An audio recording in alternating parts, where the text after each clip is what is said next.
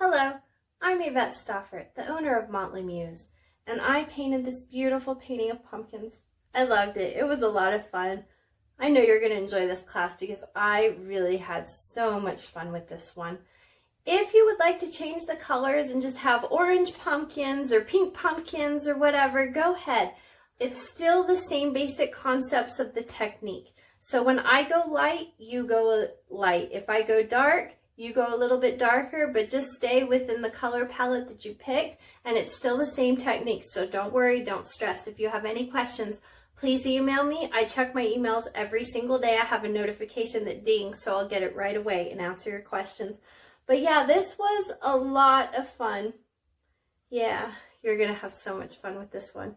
And thank you so much for painting and patronizing my business. I greatly appreciate it.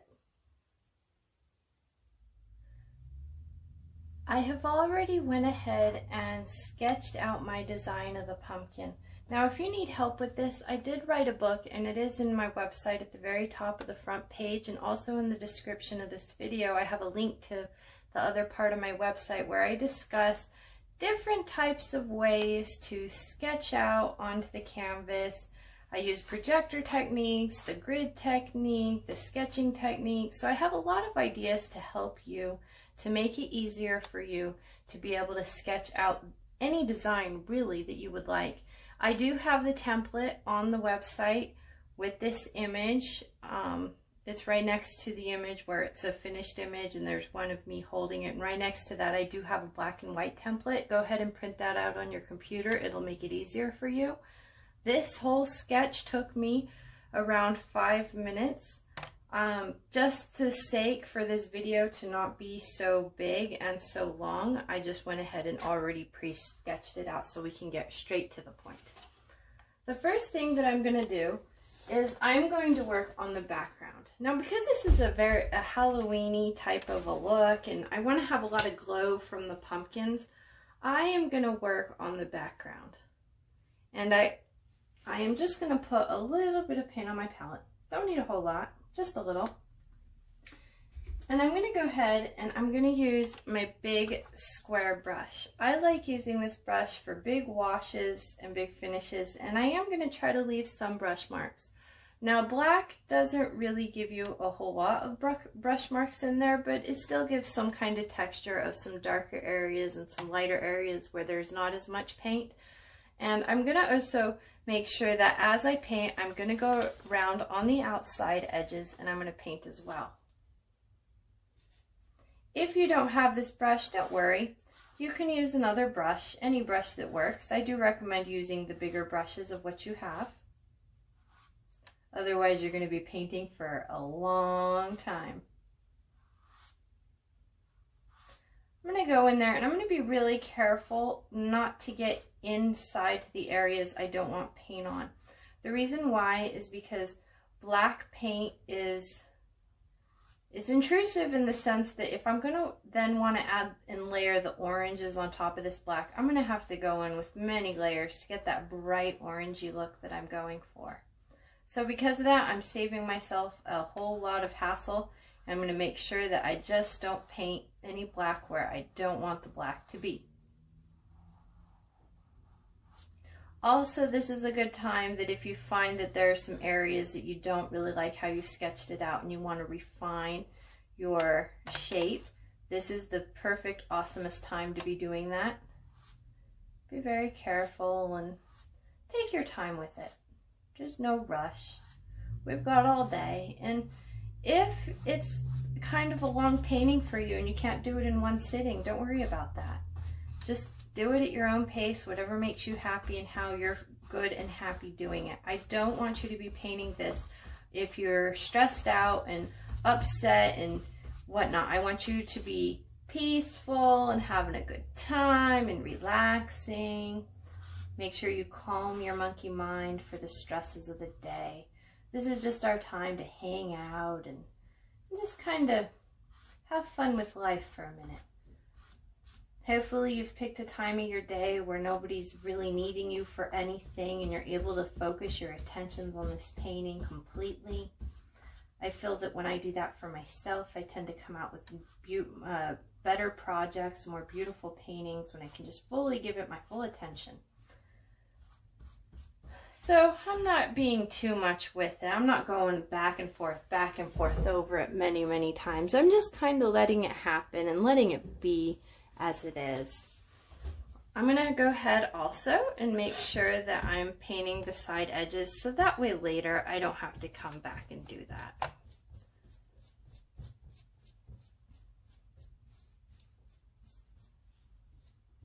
I am allowing a lot of brush strokes to be in my painting. I have noticed within my own art that when I leave brush strokes in my paintings, I notice that when I'm selling them in art galleries, they tend to sell a lot faster when there are brush strokes. So on purpose, I try to leave them into my paintings. That's my style. That's how I think they look cool. If you don't like brush strokes, go over it many, many times.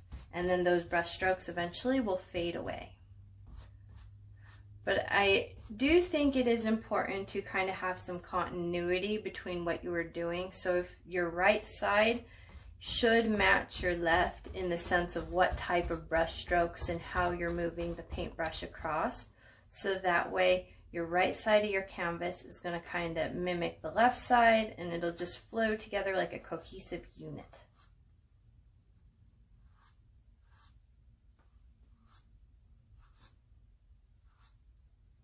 If you wanted to go across with a smaller brush, you can. Now, I have found that I like to vary my brush strokes along the edges. So because of that, if I change brushes, I kind of want to do that all the way around. And then I'm personally choosing not to use a tiny liner brush to get those details, because then I'm going to have to really go and blend it out and everything to make it cohesive to the rest of the brush strokes I'm doing for the other part of the background, like over here. So I'm just kind of saving myself a step. I'm going to go ahead and get the edge, and I'm going to take this time to go ahead and rotate my canvas. I like to rotate my canvas several times throughout my painting just so I can see it in many different angles. Also, I'm choosing to paint my painting on a table versus a canvas. For me, I seem to like that better. It just works out better for me. When I was at the university, we trained more on the table, on a drafting table, than we did with a canvas. The only time that we ever really used canvases when I was at the school was when we were studying live objects where we needed to stare at them and see what they looked like. Now, I have noticed that when I do paint on a table, I have to get up and walk around the room and see my painting from different angles, because otherwise I'm just getting that one viewpoint from my chair of what I can see over to the canvas. And it's like I'm looking up at the painting, so it looks really great that way. But when it's on the wall, I really usually won't kind of be looking up at it for the most part. I'll be looking to the side. So it is good to rotate the canvas and get many different view and vantage points. And take my time, make sure I get this nice and pretty on the edges. If you want to, go ahead and listen to some music while we do this class.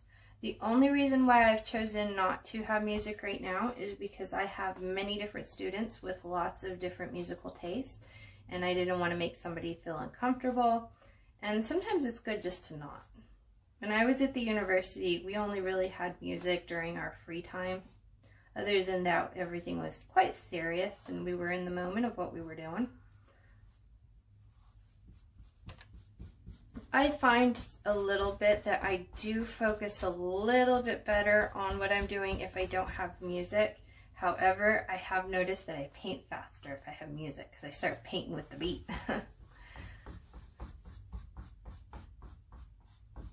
Doesn't that sound beautiful with the brush strokes?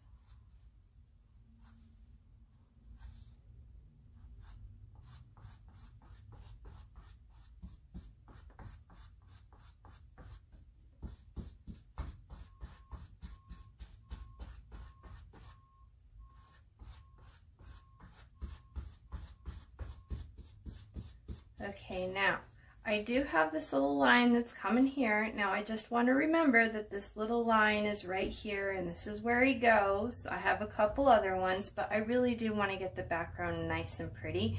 And I will have to go over that several times with the green to get it to show up. But instead of me trying to go on the detail around all this little areas, I'm just going to go ahead and fill it in.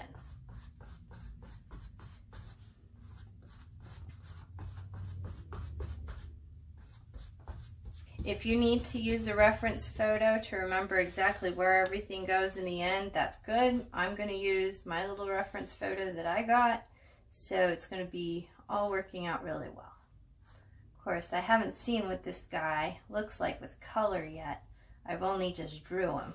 So I know what the basic dimensions look like, and I know where they go. This is going to be fun with color.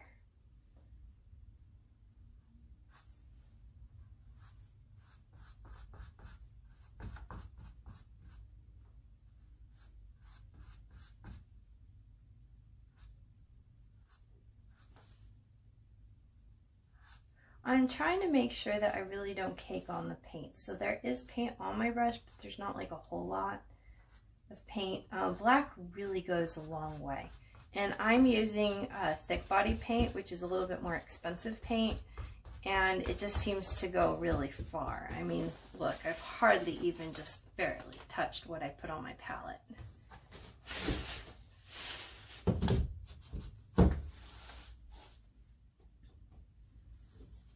I'm going to go ahead and do the edge. I recommend turning your palette just to make it easier on yourself.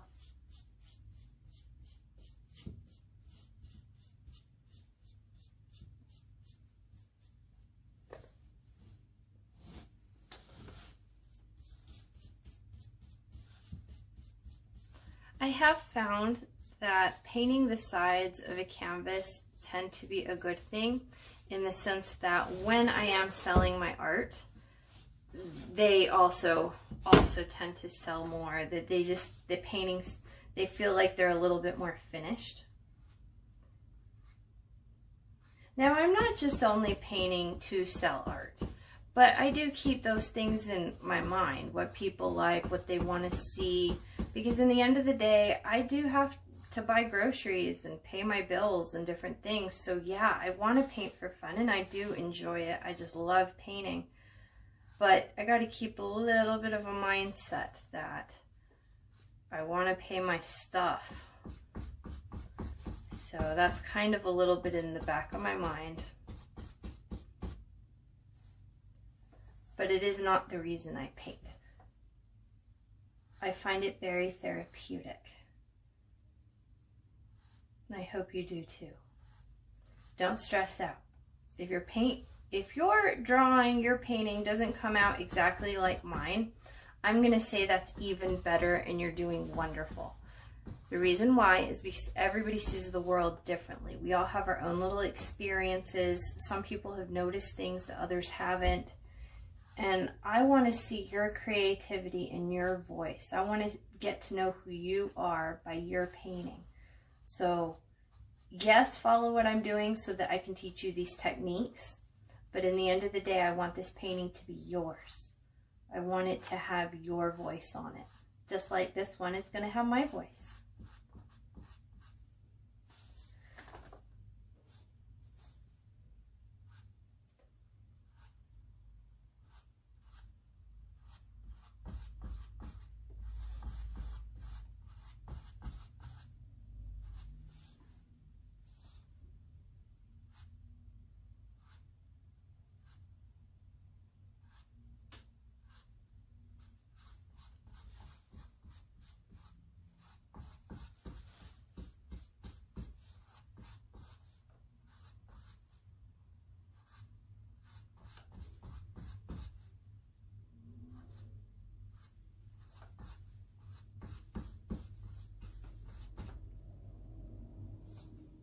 Now when I'm adding paint, I'm just dipping it in lightly, just a little tap. I'm not wiping or anything. All I'm doing is tapping down into the paint just to get a little bead on the very end. The reason why it looks like there's more paint going up the brush is just because it's soaking into the fibers, and I'm pressing down and it's pushing volume up. But really, when I'm loading on the brush, I'm not gobbing it on there. I don't need to. Black is very thick and big, and it just covers everything really great.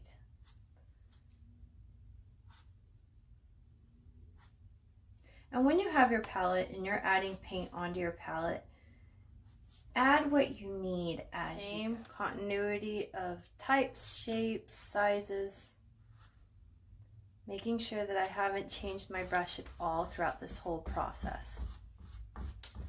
I also want to make sure that I'm brushing in different directions. And I don't want to apply paint on parts I've already applied paint. Just where I can see tiny little dots, I'm going to cover them up. But I don't want to cake on the paint over. Like, for example, if I were to come over here and paint again, I will start losing the brush strokes, and I don't want to do that. I want it to be continuity throughout the whole entire piece.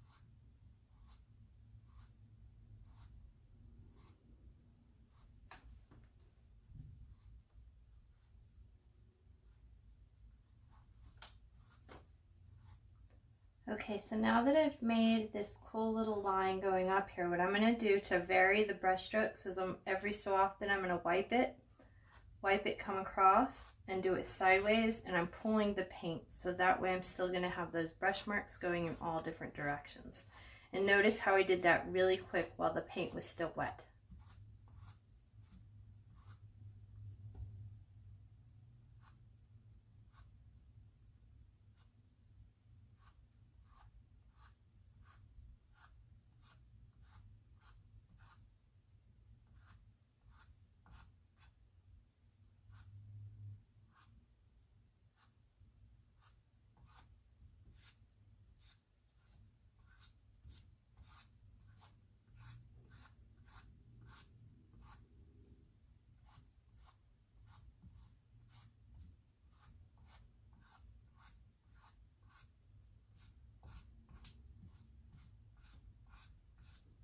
Now, I don't think if it matters whether or not you did the side first or the side last, just as long as you get the side at some point. Now, when I do washes where it's a sky scene, then yeah, I pretty much as I go with the different colors, and then sometimes the paint will bead on the side, and I kind of don't want that. So right now with the black, it's not really showing up that bead. So it's kind of okay with this color, but with a lighter color it will show up, and I'd probably want to blend a little bit more to get that excess paint. I'm liking it. This is really, really beautiful. I think I did a really good wash here. There are some moments like right here that I feel I want to touch up and redo, but no, I'm gonna let it be what it is. The little imperfections and flaws in the painting are kind of what I'm going for on purpose. They're happy little accidents that I want to have. I'm going to go ahead and wash out my brush really good. This is going to make your water really super dark. Make sure that you dry it and really try to get off that black, because I'm going to go back in with some gray, and I really don't want to add extra dark black to that gray. Now, I also fully recommend that so blending doesn't occur, which is not, I don't want it. You can have blending if you want, but I purposely do not want to have blending going on with my background. So I am allowing my paint to dry the whole way. So I'm going to give you about 1 minute to catch up to be to where I'm at this phase.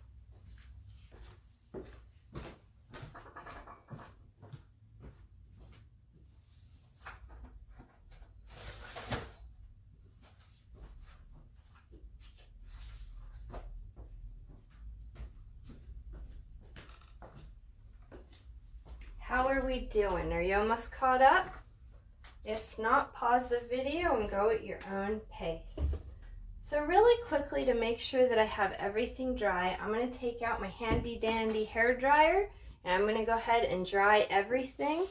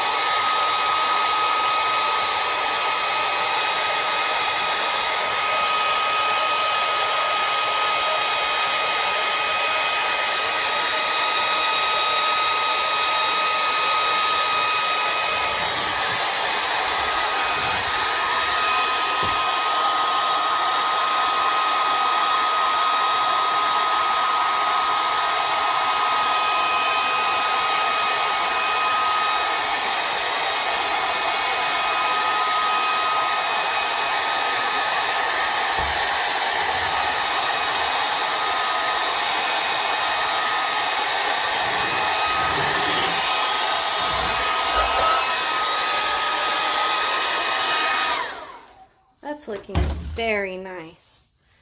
Okay, so while I was touching it, I noticed it's still not all the way dry. It's a little tacky. It will dry in a moment. So because of that, I'm going to go ahead and paint a little different parts of my canvas so I can get them dried while I'm working on the other spot. So we're going to be multitasking over here. Okay, so I'm going to put a tiny bit of yellow onto my palette right here. And I'm going to go ahead with the square brush. Notice what kind I have. You can do this with a round brush if you want to. I prefer the square one for this application. Now, when I did my drawing and my outline, I used lead. And so with the lead and the yellow, it's going to give a grayish look because some of the lead will wear on to the yellow, but that's okay. We'll just do 2 coats. I'm going to go ahead and all the little places where the pumpkins were cut out, I'm going to go ahead and I don't really need to worry about staying in the lines. Just as long as I get a good thick coating of yellow, that'll be fine. We will come back later and fix this these eyes and fix it and refine it. And when we go over with the orange, we'll be able to cover up all that yellow that we're kind of moving around all over the place, so don't worry. Don't stress out. Make sure I get a nice coating. I'm laying it on thick, but I'm not laying it on too thick, just kind of thick.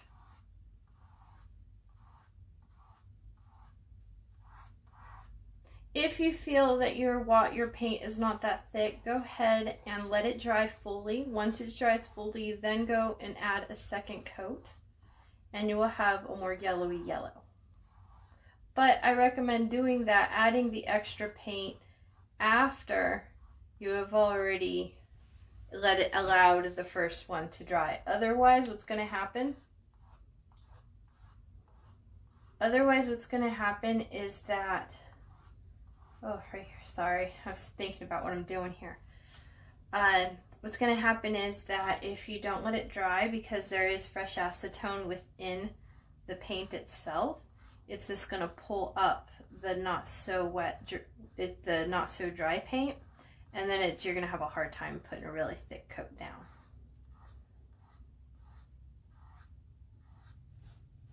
I'm going to go ahead and do the mouth and these little dimples over here like they were cut out of the pumpkin. I do see a little bit of smearing from the lead, but I think that's okay. It's fine, it's working. It's not too much.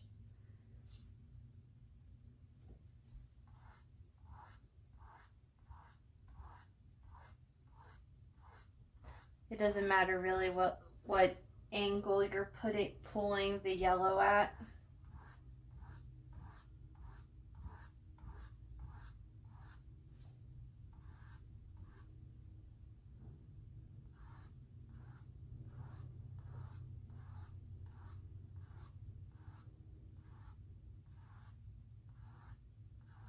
That's looking good. I'm really liking it.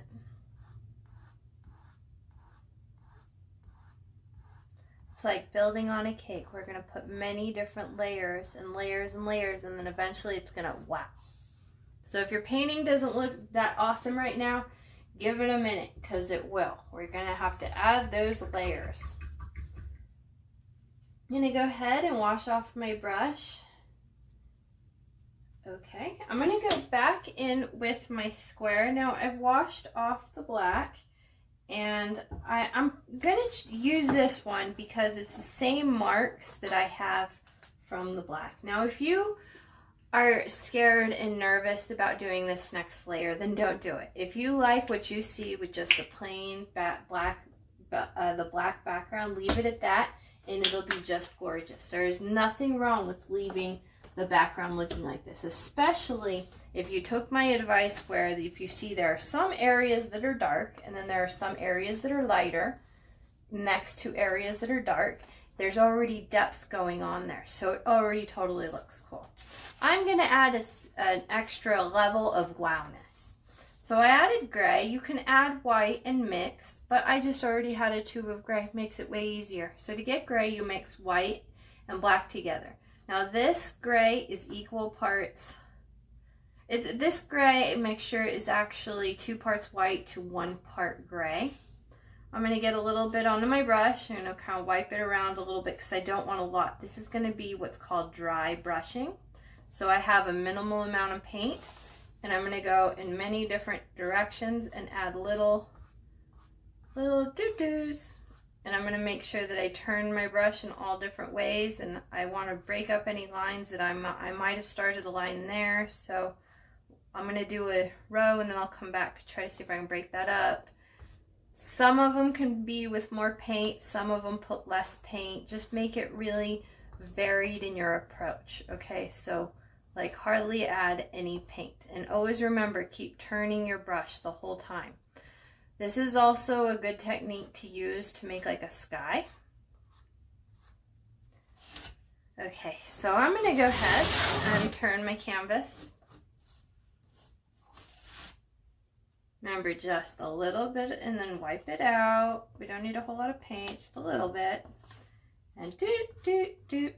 Have a good time. Don't put a lot of energy and stress into this. Just let these little marks be what these little marks are. Let them just happen. This is great therapy for those of you that have OCD. This is really good therapy to practice with. Just let it happen. Let it happen. There's nothing wrong. And in the end of the day, if you hate your painting, that's okay. There are many paintings that I've done that I'm like, ooh, that was a bad one. But then, you know what? I try it again. Or maybe I just go back to the basics and study some more techniques and then come back and eventually, maybe a couple years later, work on the same idea again. And there you go. You know, it'll happen. People are not born with the ability to paint. They aren't. They're born with the ability to figure it out. And they figured it out and they practice and eventually it just comes and it just happens. And that's just how it is. But you got to allow yourself to be able to let the world be what it is and just let it happen. And it'll happen. And then eventually it'll just come along. I had a professor once tell me 70% of your art is going to be crap. But you need to go through that 70% to be able to reach to that 30 that is awesomeness. It's like writing a song. You know, yeah, okay, sometimes it just happens. But really, there's always a rough draft, usually. I mean, especially the people that are like, you know, making a lot of money on this. They have many rough drafts. So it's like that with painting. I have painted a lot of pumpkins and I have drawn and sketched a lot of pumpkins to get to where I'm at now on this level. It didn't start out like this. Like, yeah. And I still don't consider myself an awesome artist. When it comes to drawing, I don't feel that my talent is there yet. But I keep working on it. And so that's what I want you to do with this painting. If you're not happy with it, just keep on keeping on. And then eventually it's gonna happen. You know, even at this stage, if you're not liking it, fast forward and get to the other stages so I can show you techniques and ideas. And research many different teachers. There are a lot of teachers out there that have their own little ideas on the way that they do things. And I mean, in the end of the day, it's roughly basically the same ideas, really, across the board. But somebody might have a, oh, okay, I get it now, kind of a moment, right? Like, for example, I studied Bob Ross quite extensively and what he did, and I've painted and done a lot of his videos. But it wasn't until I really started just doing my own thing that I started really, I incorporated what he taught me. But then I kind of just added a little bit of my own style, my own little flair to them. And now I just love my clouds. I am really happy with them. It took me like 20 years to get to where I can say, yeah, that is a good cloud. But do you hear what I said? 20 years, okay? I'm 36 right now. I have been painting, or I've been trying to seriously make a living in doing this since I was about 17 when I started being actually truly serious in all this. So it takes time. You know, I'm really liking it. Sometimes, every once in a long time when I paint a painting, I do like to go back and do some little touches and fixing things, but I think this is one of those rare moments in time in which I think I'm going to let it be. I think I'm just gonna, I like the background, it works. It was rare for me to have a feeling like that where I'm like, yep, that's how it is. So I'm gonna go ahead, wash my brush. I recommend, I don't think I'm gonna be using this brush again, so because of that, I'm gonna go ahead and wash it, wipe it off, put it to the side. I don't like to keep my brushes in my water like for several hours. I don't do that. Sometimes, okay, I get carried away, I'm really in the mode, but, you know, these brushes kind of cost money, so I don't want to, like, get a new single brush every single time I paint a new painting. I paint, like, 3 paintings a day, so, yeah, I don't want to do that. So go ahead, wash your brush, put it to the side, and I'm going to go ahead and, at this point, dry my painting all the way. I recommend that you do the same thing at this point.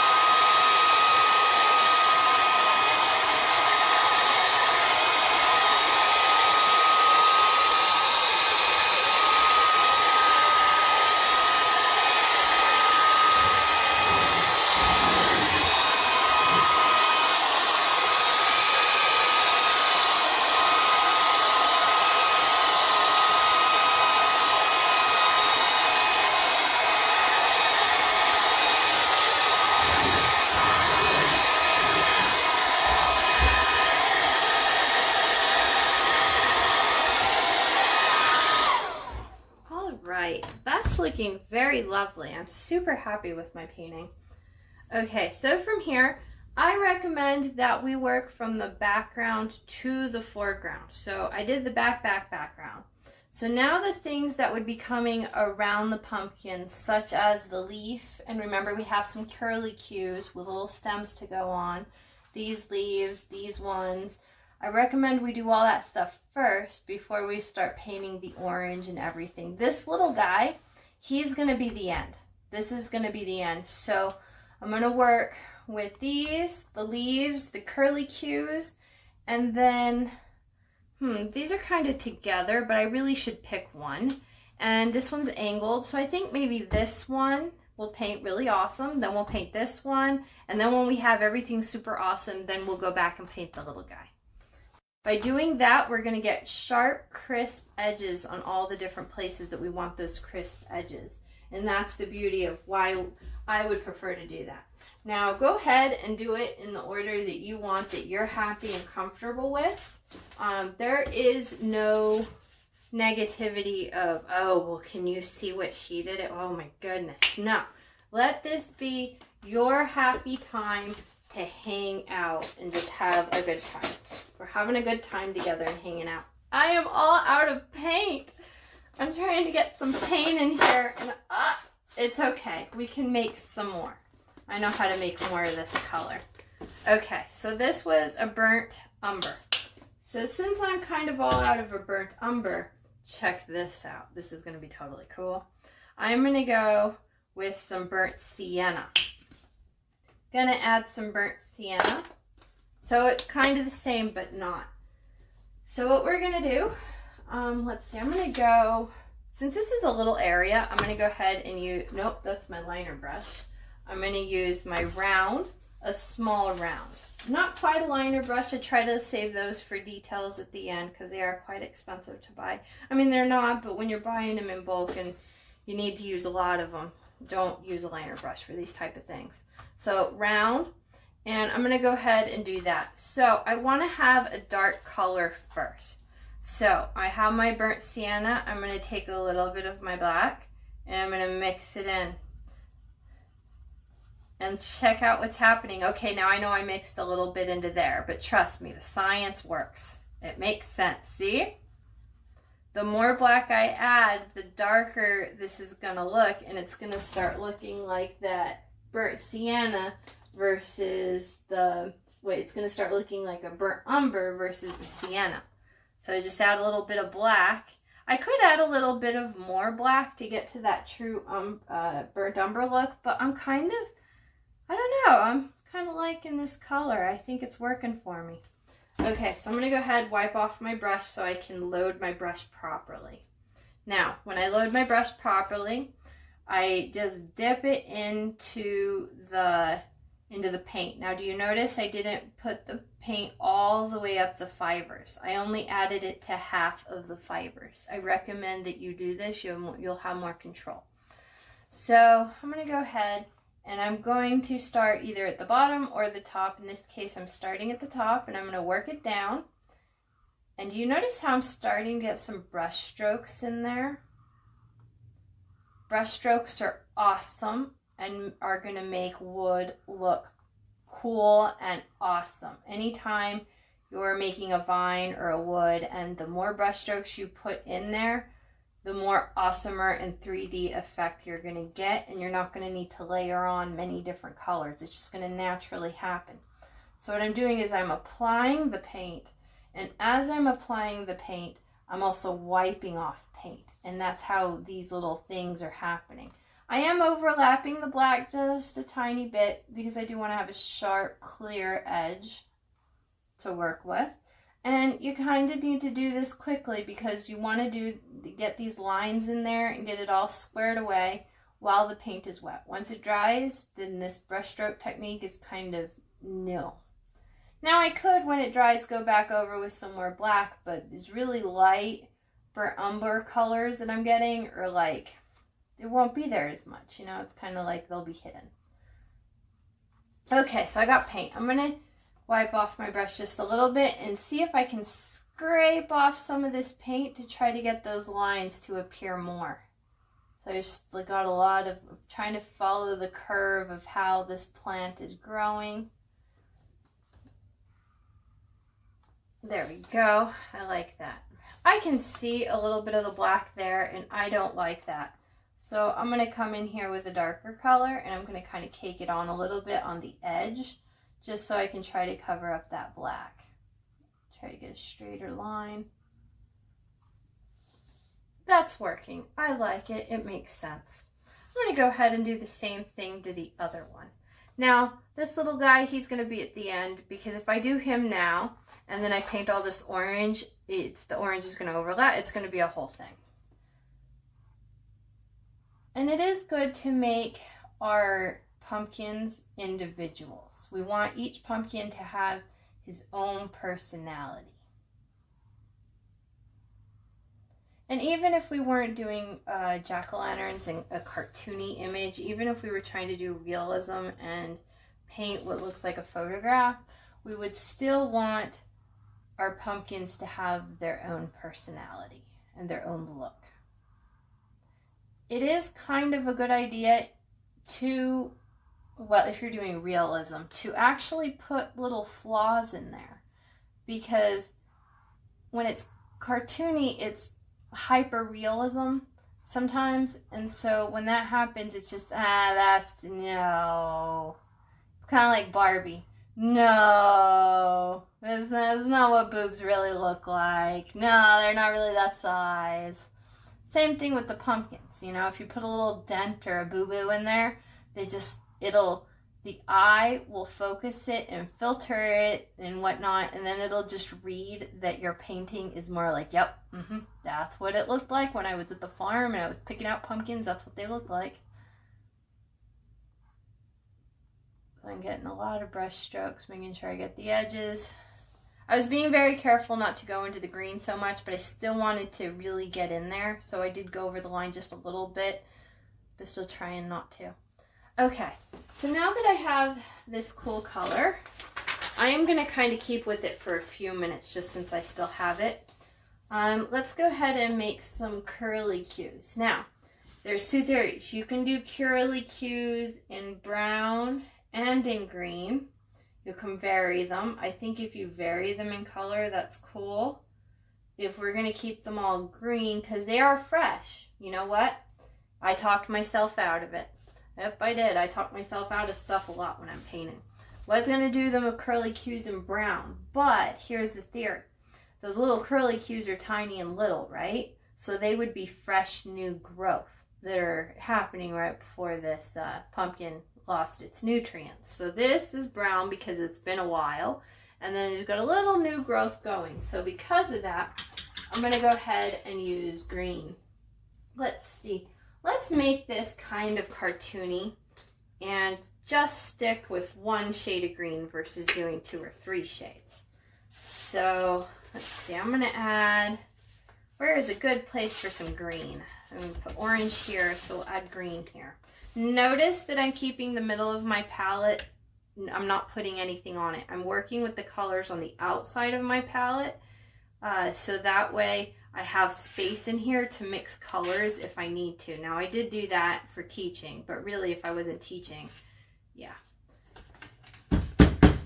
So gonna get some green. I don't need a whole lot. Now this is what the liner is gonna come in handy. The liner is gonna be totally cool for this.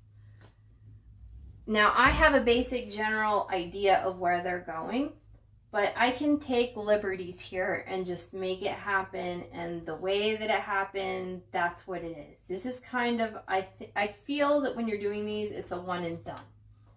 So I'm going to take a moment, think about what I'm doing, and let it happen. Be brave. I want to see your brave face. Be brave. Ah, braveness. Now, it's not a perfect line. All I'm doing is trying to get the gist of where I'm going with all of what I'm doing.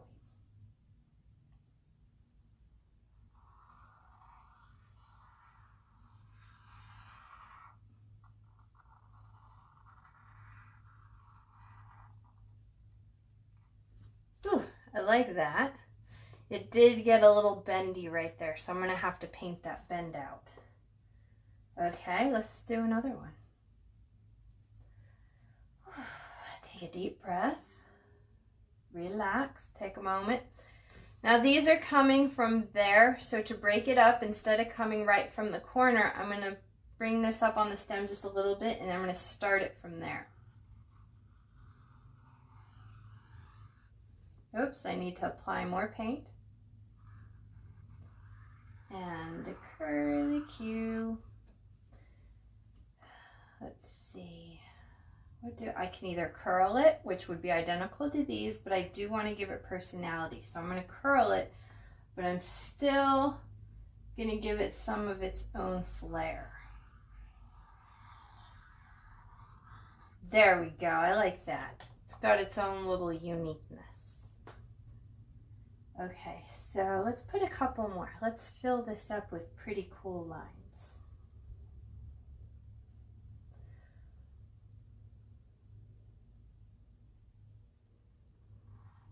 I'm going to make this one overlap. When things overlap, they're more visually appealing because we see depth in the field. Some things are far away, some are close. I did have a curlicue that was up here, but now that I'm looking at my painting, I'm kind of happy with this because I do have that big leafy green up there. So I think I'm going to let it be what it is. I'm really happy. I like it. Yeah, it works. See, there's another, I'm changing my mind. I'm always changing my mind. Okay, so now I'm going to be really super serious, and I'm going to go back over and try to brighten up these greens. Now, if I was painting in realism and I didn't want this to look cartoony and I was really trying to make like awesome pumpkins. I mean, these are awesome too, but you get what I'm saying. I would first start with a green color, dark green, and then I would build onto these. And some areas we do want them to be thicker than other areas. Since this is cartoony, I think I'm just going to go with the one shade. We'll see. I mean, really, that's a decision for at the end. I'm going to make this little line skinny. See how it's thick over here? I'm leaving that skinny. So where I'm leaving it skinny, those are parts and areas I'm just not going to go over a second time with my brush. I strongly recommend that you use a liner brush for this. If you use a brush that the bristles are all over the place and they're not tight and concealed, then you're just going to have a big fuzzy mess, which could be cool if that's the look you're going for. That could be totally cool, you know, like, so be brave, be you, do you. But I'm choosing, pretty much my style is I always usually use a liner brush. Now, in the grand scheme of things, they don't cost a lot, but this is my profession. This is my sole income source. So because of that, I take what I do very seriously with painting. And I do like to and then also the environment too. I do like to reuse my paintbrushes quite regularly. Now, if I have a commissioned piece, it's like a family portrait or something like that, then usually with those paintings, yeah, I'll have a whole new brush kit.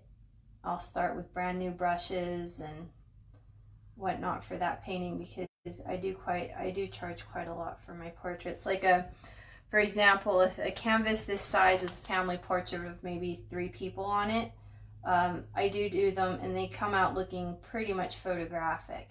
I spend around 20 hours painting and blending. I usually do them in oils because the paint will be wetter longer, but I'll usually charge around $300 for it. Is about the going rate of what I feel comfortable with, and people seem to feel comfortable with that number. So I'm pretty happy with it. I mean, sure beats making minimum wage.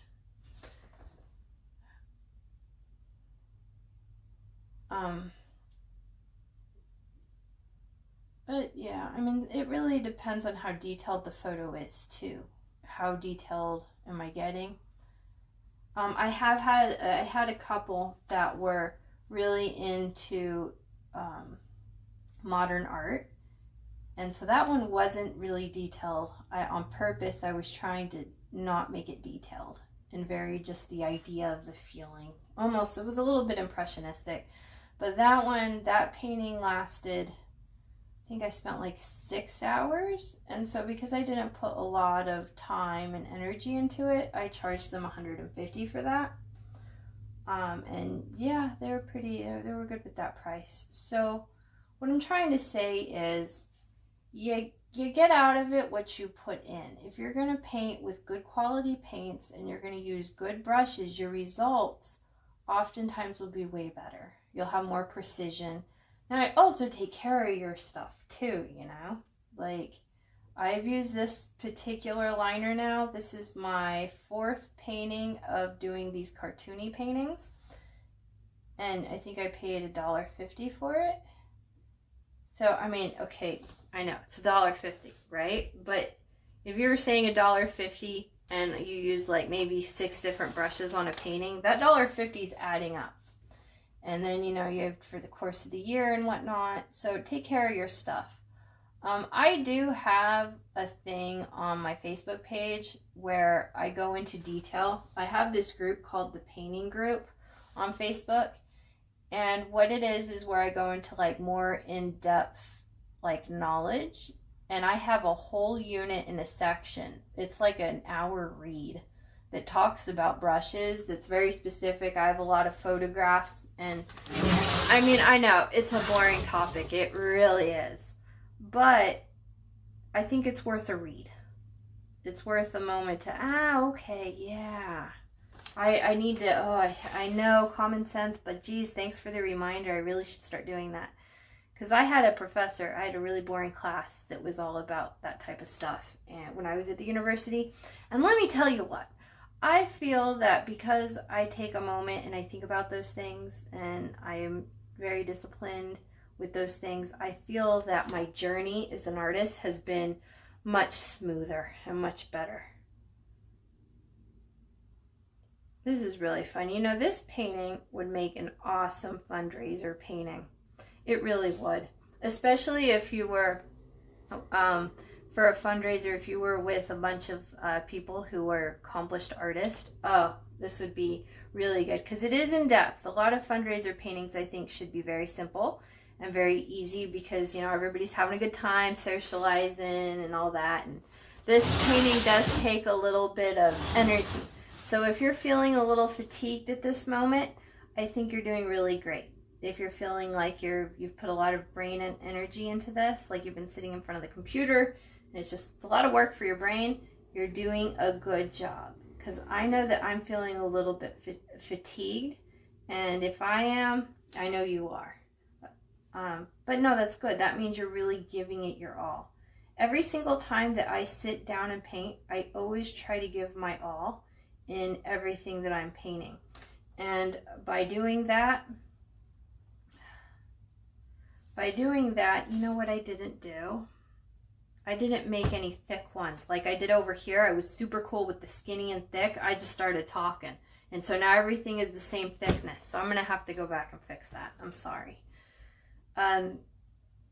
But every painting I do, I put a lot of effort. I mean, it's been all these years and I am the instructor, but I'm still pushing, learning, practicing, working with the medium, just playing with it, you know? Like if you like musicians that are on stage and make millions of dollars, they're still out there practicing, warming up, going through the motions. And as a painter, I feel like that as well, that I'm still getting better and a little bit more. Like for an example, Taylor Swift, her early work was awesome, but if you hear her work now compared to then, I mean, she has grown so much with her poetry, her chords. She's more dynamic with her playing when she's on the piano and the guitar. She's a more well-rounded musician compared to when she was a teenager. And so I feel like that with the paintings. Every time I paint a pumpkin, I try to do like I've never like, this is it. I'm giving her all she's got. And of course, if you're like at a craft fair selling paintings, nobody's going to want to buy your icky paintings, right? They want to buy the good stuff. So I always make it the good stuff. But crappy paintings do happen. They do happen. Okay, so I have this. I really like it. It's really great. So now I'm just going to take some moments and identify where could I thicken up a little bit. I do feel that I could thicken up this line and this line. So I'm going to make them just a little wider.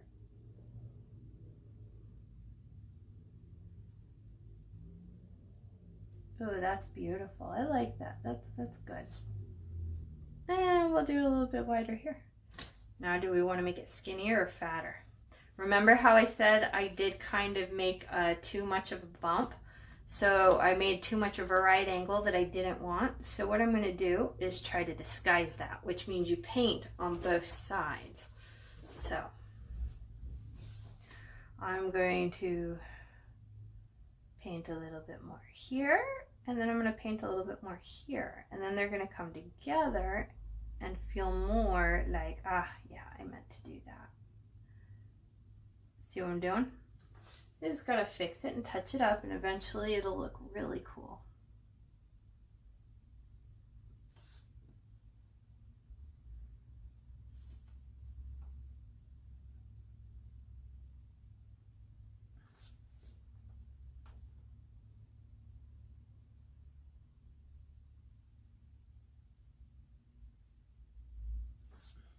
Okay, so I'm gonna have to make a little bit more here-ish. There we go. It takes a minute. I think I'm going to have to give that a second to dry before I touch it up again. It needs a little bit to dry. See, by giving a little bit of thickness in this, it's just adding a little bit more 3D, a little bit more oomph. Especially since I'm only using like one color. Let's give it a little bit more personality. Gonna need to give it a minute to dry. So that got that one. Let's do a little sticky thickness up here. We'll do one right here, the top of the loop.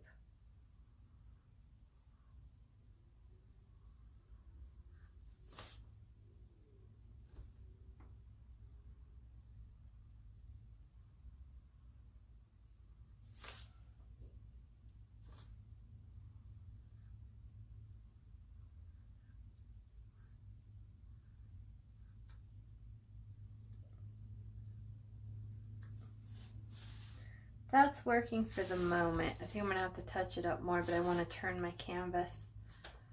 I'm gonna go back and touch this area up just a little bit more.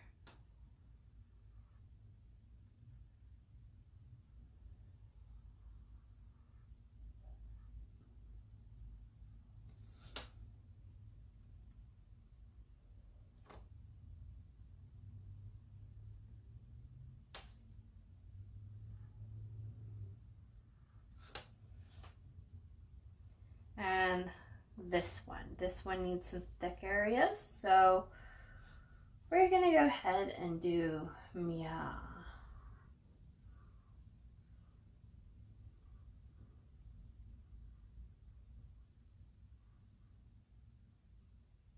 After this green is on here and we've done the leaves, if you want to, you know what, yeah, I think at this point, if you want to call it a day, this would be a good stopping point for the day. I'm going to continue.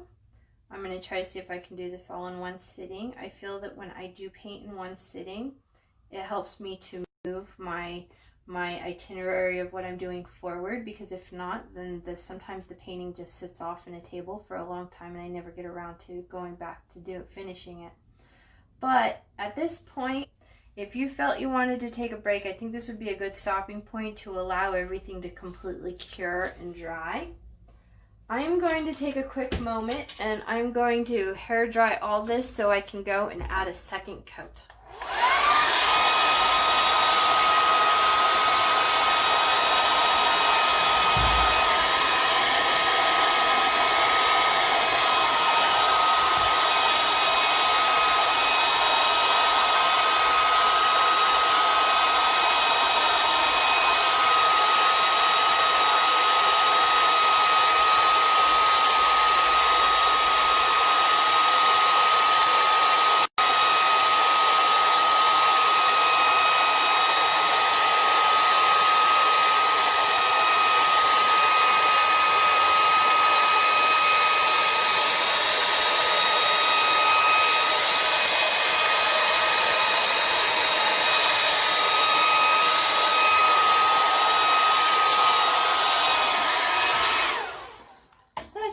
Good.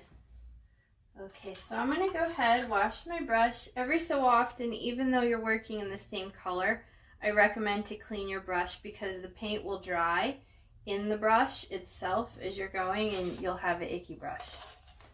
And I don't like painting with icky brushes.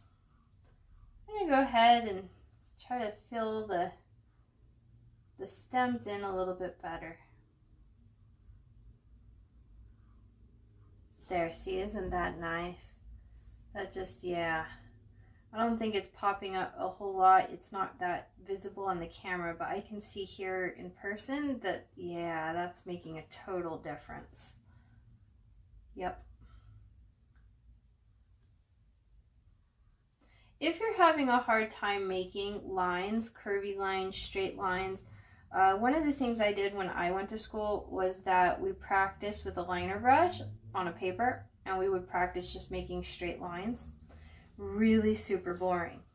But let me tell you, you know, just going through it, it's almost like doing a warm-up. Just going through and just working with the medium and just like letting it happen and practicing with the paint. Eventually get really good. And now I feel quite confident with making my little lines.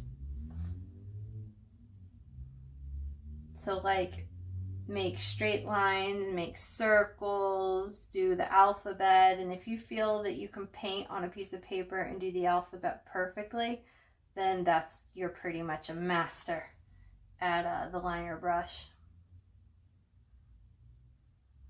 If you have arthritis or any issues, one thing that I've done with my students is that, like, okay, so when I teach classes like in person, we'll have many different sessions of classes, like they come once a week.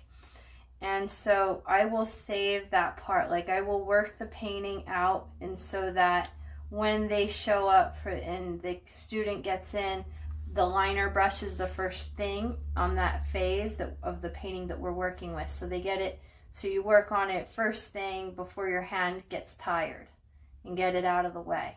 Sometimes by doing that, you kind of have to work maybe on a couple different paintings together at the same time. Otherwise, it's like, oh, you know, to be able to get, you know, so that you're working on something always.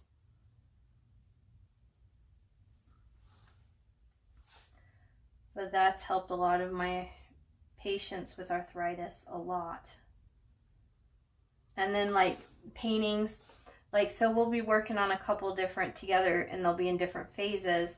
And like, so towards the end of the class, when they're starting to get all stressed out, then we work on the paintings where we're doing like the backgrounds, like the background was with the bigger brushes, stuff like that. So then we get it to this phase where the next week when they're come to the class, they're ready to start beginning with the liner brush. And then their hands are fresh and ready to go.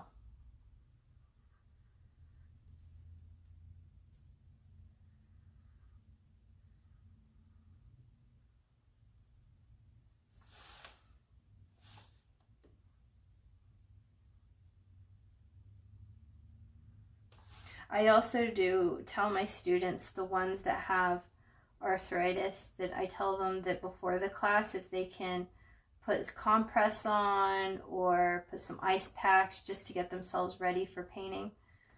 Some of my classes can be 3 to 4. I do have one lady that just loves to sit and talk, and we hang out and have a good time. And so our classes will be like 5 hours. We'll just be sitting, drinking some tea, just hanging out. And so towards the end of that 5 hours, she's hurting.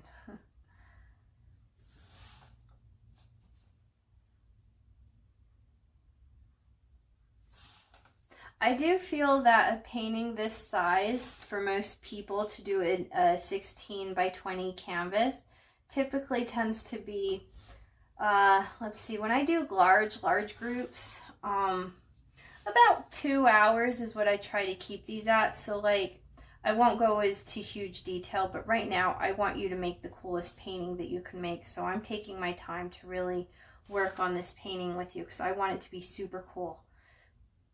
So it's probably going to take a little bit longer to paint, but budget yourself some good time. So peaceful time, turn off the phone. I have to, for myself. I mean, this is my profession. This is my sole income.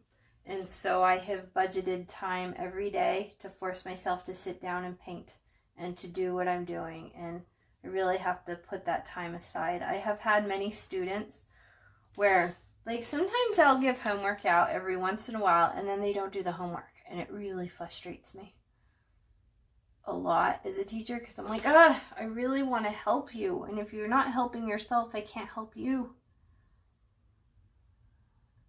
But when it comes to my big fundraiser party, happy get-togethers, it's really more about just having a good time and just hanging out. So the general rule of thumb is the smaller the canvas, the faster and quicker it's going to be. However, the smaller the canvas, the smaller brushes it's recommended to use so you can really get in there with that detail. The bigger canvases you use, I find, are a lot easier for like longevity of being able to like do stuff and to be like a beginning painter. And then you're like, oh, that was a happy accident. I totally meant to make that happen because that was on purpose. When really, no, it wasn't. But okay, it is. And I feel like you can get away with that more on a bigger canvas than on a little canvas. And it is a skill also if you feel that you're getting way better with your craft and what you're doing. Try this painting like after we paint it and then do it again and see if you can use a smaller canvas and still get the quality to be the quality of how it is with the big canvas. So if you were to take a photo of the small canvas and the big canvas, put them side by side, try to see if you can get them so that they look like brother and sister, like they look the same, that they're good. And then really then when you can do that and you're on the smaller canvas with the smaller brushes, wow, you're totally pushing yourself and you're doing great. As a professional artist, I have noticed that smaller canvases in art, in art galleries, craft shows, online, I just have noticed over time that smaller canvases tend to sell a little bit better than big canvases, which is really, space that people have in their house and where they're going to put it at. But it's like, let's say you're in a craft fair, nobody wants to be walking around with a human-sized painting. No, they want to have something that's easy to walk around with and carry. Also, I've noticed if you choose images that are appropriate, those paintings tend to sell better in large gathering settings. But if you were having some paintings of some nudes and things that the grandma would be totally not cool with, I would recommend selling them in galleries. It is very common sense, but let me tell you what, I had my table right next to this lady that had amazing pieces. Her paintings were just, oh my goodness, they were lovely. But she had a lot of nudes, and these male and females that she had were in very provocative positions. And throughout the course of the evening, well, the afternoon, it was like a whole day thing, she didn't sell as many paintings as I did, and she was very frustrated and upset. And in the end of the day, I think that's what hurt her. Nobody wanted to be walking around the festival, and it was like a family-friendly festival, with like carrying a lady that's all spread eagle. Nobody, like it was a subject matter. Nobody, the paintings were cool. They were totally wonderful, and they were really, wow. I mean, she did great. But, nobody wants to be in public holding around what could look like a little porny. So keep that in mind when you're picking images and you're choosing, and then also pick what makes you happy. Pumpkins make me happy. I'm going to start here. I got a little dark green, and I'm going to go around. I'm starting with this one first because this one is behind this one. So I'm going to go ahead and make this really easy. Now I do teach a class where I do the double loaded technique where I put 2 different colors on the brush at the same time and then we work it. But I'm trying to make this really simple and basic, and the technique I'm going to show you will have the exact same effect. It's just this is way easier. So I'm going to keep in mind starting from the middle of the leaf, working my way out, and I do want to get those brush strokes in there. The more brush strokes you can get, the better, because what happens is they're going to start looking like veins, and that's totally what I want. I want little veins to happen in my leaves. And then I'm going to have some areas with dark green, and then because I'm adding and I'm wiping off paint at the same time, I'm going to have some areas in here of dark lines and then a light area, and I want that. I want the definition. Kind of what happened when we were dry brushing over here. And you kind of, in a way, have to work a little quickly because you want to really get those lines in there before the paint dries, because if you have to go with a second coat, it's gonna be a lot harder to get those lines in there. Especially if you're working with a thick body paint. So when I'm picking designs and ideas of what I want to do, I first am picking ideas of what I want to hang in my house. and then I go from there. If I wouldn't hang it in my house, most likely I won't paint it.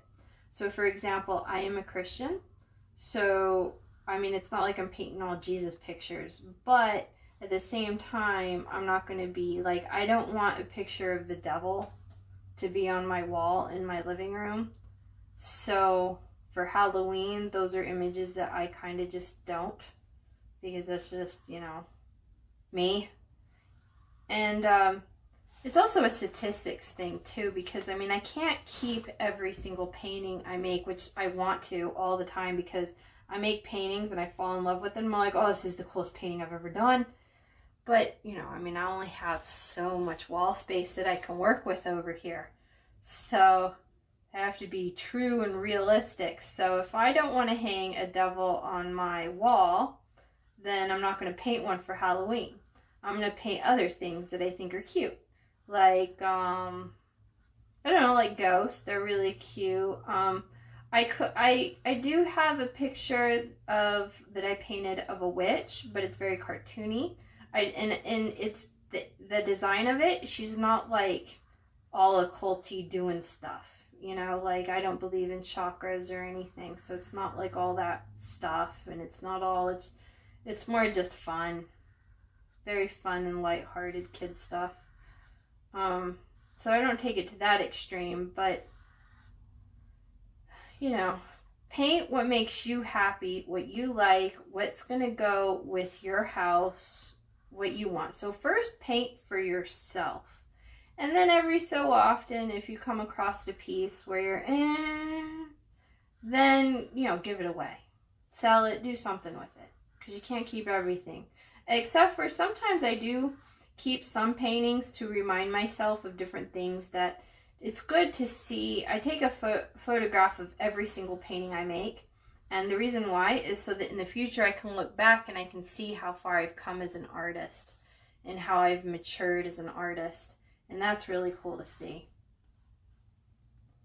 Because I constantly feel like I'm still always getting better at my craft. So, yeah, it's good to keep a record. This is great. I like it. It's good. I have a little bend here and I have some lines. I'm going to let this dry so I'm not mixing on the palette, which you totally could, but I really don't want to color mix, so I'm going to leave that as is. I'm going to go ahead and do these leaves over here. And make sure I'm still in the view of the camera so you can see what I'm doing. Right there.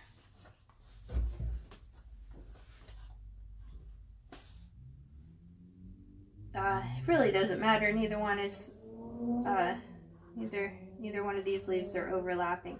It is really good to overlap stuff, and I probably should have more with this design. I probably should have overlapped way more, but I don't know, I wasn't thinking. And in a way, I feel like it's a little bit too late at this point to change the design because I've already painted all the black. And I can change the design, but if I change the design, what's going to happen is I'm going to have to put many, many layers all over. And I don't want to do that. I don't want this painting to be like a 6-hour painting. So I'm just going to go with the design as is.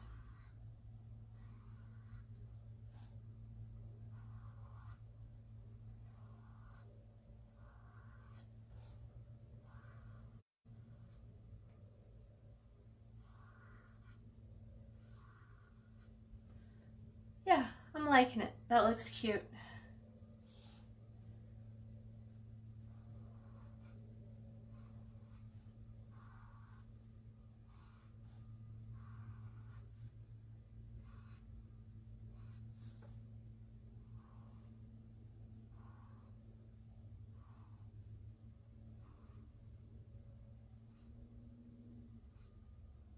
I like it. Now I can come back, I can paint a little bit onto the black and you really don't see it. Now when it dries it will show up because there's extra dark pigment there, so you'll see a little bit of lines, but not so much. The black under here is very forgiving with the green.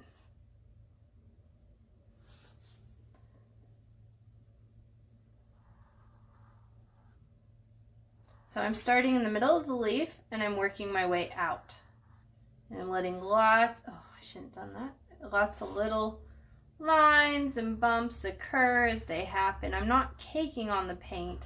I just have enough paint that I need that makes sense for what I'm doing.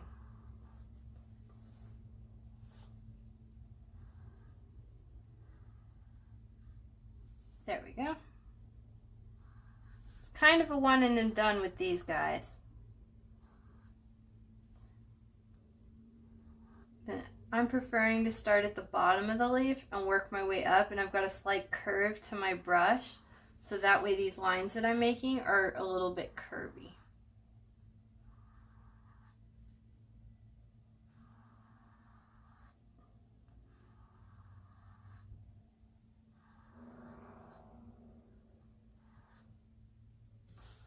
My biggest goal is to make sure that lines are curvy and there's a lot of brush strokes. I want to see that definition with them strokes. That's what's going to make the leaves really look way awesome.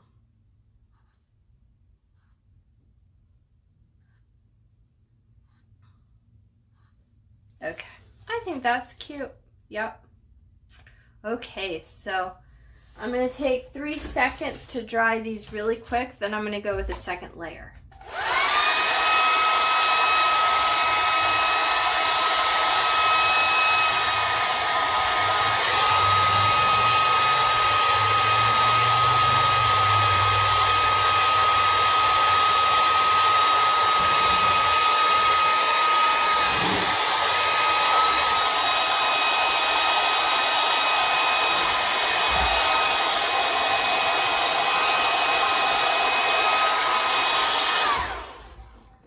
Alright, so now I'm going to go with my liner brush. I have washed it, it's clean.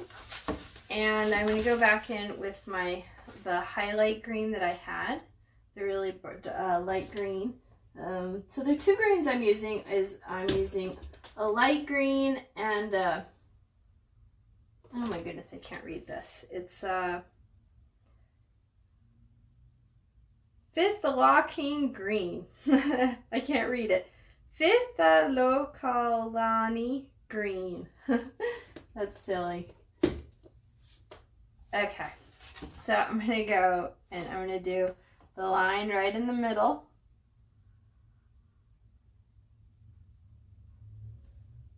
Very thick, adding it very liberally. Lots of thick paint. Oh geez, I accidentally dabbed into my brown there. Wash off my brush. Pull my brush dry across the paper towel. Feel like I didn't put enough bend on this leaf over here, so I'm going to put another little bendy bend.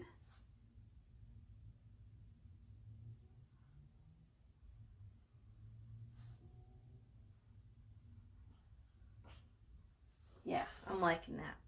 Now I have a part here where the leaf has bent up and it's like blowing in the wind, so I'm going to go ahead and with the highlight color, because it is the opposite side of the leaf that the leaf has bent, I do not want to do it in the same green. I want to give it a different green so that way it'll pop and it'll stand out.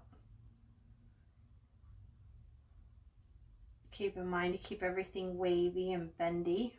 Usually they don't, when leaves bend, they don't bend straight unless they're super dry, and then they'll crack, but they're kind of more bendy, loose in the wind. I am going to do the same here with these little guys. Remember I'm going to keep these lines a little bit curvy. Give it some personality. I want each and every leaf to be the same basic idea, but I want them to all look like they're individuals.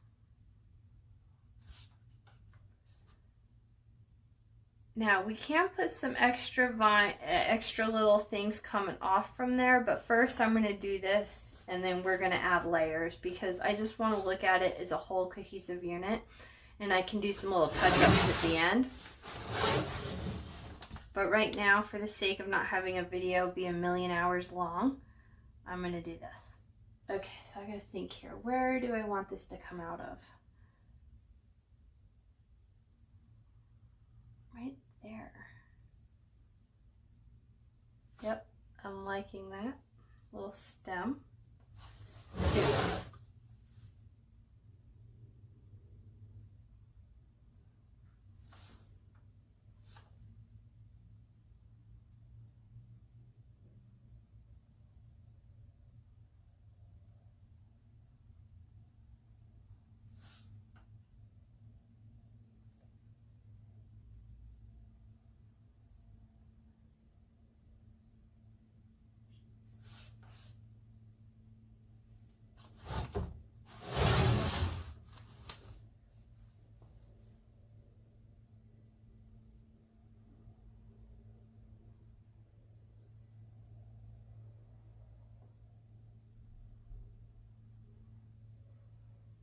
Yeah, okay, that works for this moment. We're gonna do more layers, but for right now, it's happening. I'm gonna do these leaves at the end. First, we're gonna work on the pumpkins first before we go all in there.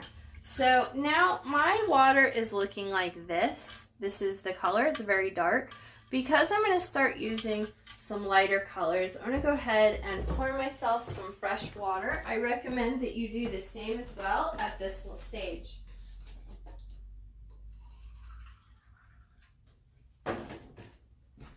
So now I have fresh, clean water. And when I'm going to go and I'm going to mix my brushes for the oranges in here, I don't have any black or gray in there that can dull the oranges that I'm going to be making. I'm going to make a lot of peaches. Now, you can have your pumpkin any color. There's so many different, there's white pumpkins. I mean, even within the white pumpkin range, there's so many different hues to look at. So I'm gonna just make mine orange just because they're a family. I mean, it would be cute, make him a white pumpkin, her an orange pumpkin, and then make him a halfer. That would be like totally adorable. I don't know if I'm up for the challenge or not today. I don't know. I should be brave, shouldn't I? How about we make her, I feel like she is kind of more behind him because he's a larger pumpkin and she's kind of smaller. I just feel that, yeah, he's going to be in front. So because of that, I'm going to choose to do this one first. Oops. I had a little bit of gray come out, and I'll dab that off. A little bit of water spilled on my canvas. I'll make sure I wash my brush a little bit better. Okay. After I wash my brush, I like to go on a paper towel and wipe it. And I feel like doing this kind of just helps get more paint out, helps wick the brush, and then it forms it into a point. I just feel better when I do that with the paper towel, doing it in that motion. Never ever do one of these where you push. Never ever push your brush into the paper towel. Just use it and wipe with a tiny bit of a bend, not a lot, just a little bit on both sides, and get all the moisture out. Okay. So let's go ahead and make her orange, because even if I make this guy white, which I don't know yet if I'm brave enough, but I know that I feel confident with the orange. So I'm going to go here, and right next to my yellow, I am going to add orange. Now I'm going to get a base coat down first, and then after I have a base coat, I'm going to start mixing in and making many different shades and colors. It's going to go quite fast. Right now I'm going to add the white to the middle of my palette so that way I can use it for mixing. And make sure that every time you're taking paint out that you cover the lids of your things, so that way inside the jar the paint will last a little bit longer. So I'm going to go with some true orange first, and then I'll mix some other colors. So just go here and work my way down. I am going to try to incorporate brush strokes, but usually when I do all these layers they kind of fade away. But I'm still going to try to be vertical and a little curvy with my brush, trying to get good sharp clean edge. I like sharp clean edges. Oh geez, that went into the black just a little bit. I recommend your black to be as dry as you can possibly get it, otherwise it'll tint your orange and make your orange a little bit darker and dull. And I feel like these paintings just with the pumpkins work way better if you don't do that. I'm gonna, it's okay since this orange is a little light, I can go over this this leaf a little bit, because the leaf's gonna be a darker color, so because of that, and I can still see the basic outline of where my directions will be going.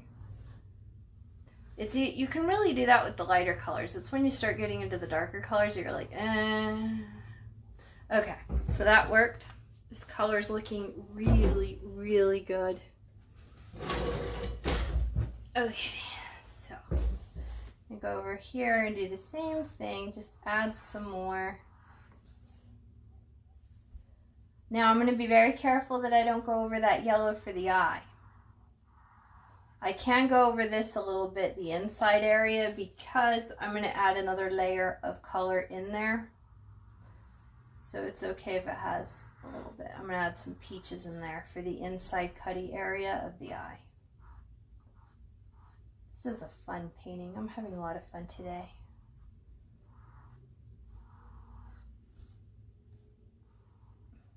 Now I do feel that if the jack-o'-lantern idea, if you're getting really stressed out about it, ooh, I went into the yellow.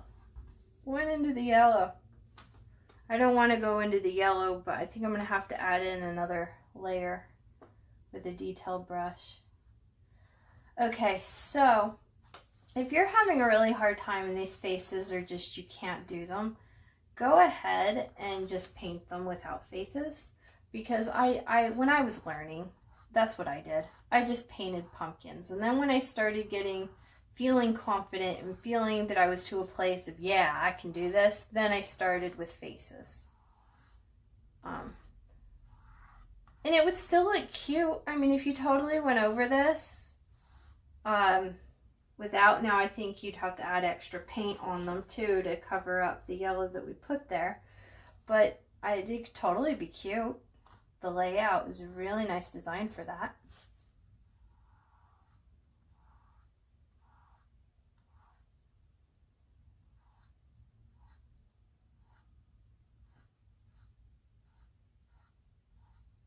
Oh, I went into the yellow. Well, we got the base coat. I'm going to have to retouch up that yellow. I was going to try not to, but yeah, I'm going to have to touch it up. Oh well, boo-boos!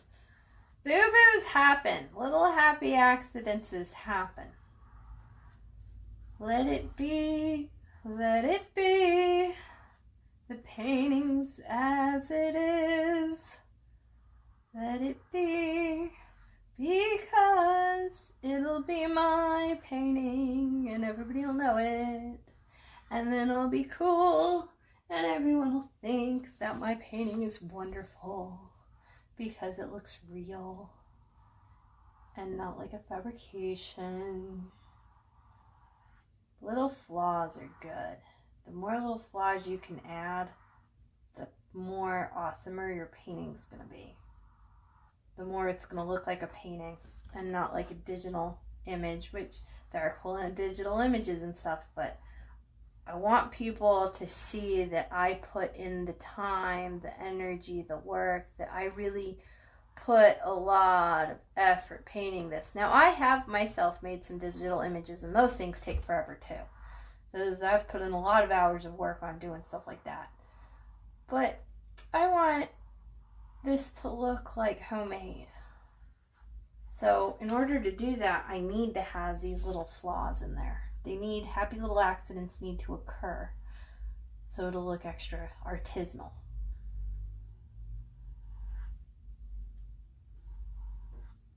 People pay more money for artisanal. Keep that in mind if you have any boo-boos.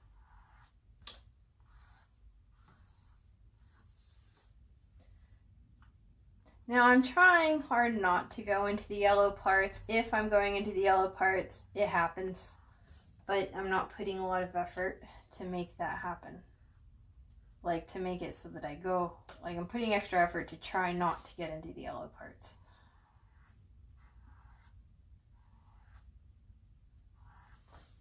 I am trying to keep my brush strokes vertical with a little slight curve. Every little brush stroke has a tiny slight little curve to it, and that's like on purpose, but I'm keeping them vertical. I'm choosing not to do anything horizontal. Now you can totally be horizontal with it if you want.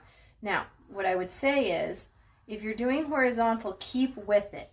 Like whatever it is, the pattern of your brush strokes, whatever you got going on, keep it fluid throughout the piece or throughout the pumpkin, for not just the piece, but the pumpkin. So remember how when we did grays, we did, it's the same, I don't got no circles. I got squares going on, rectangles.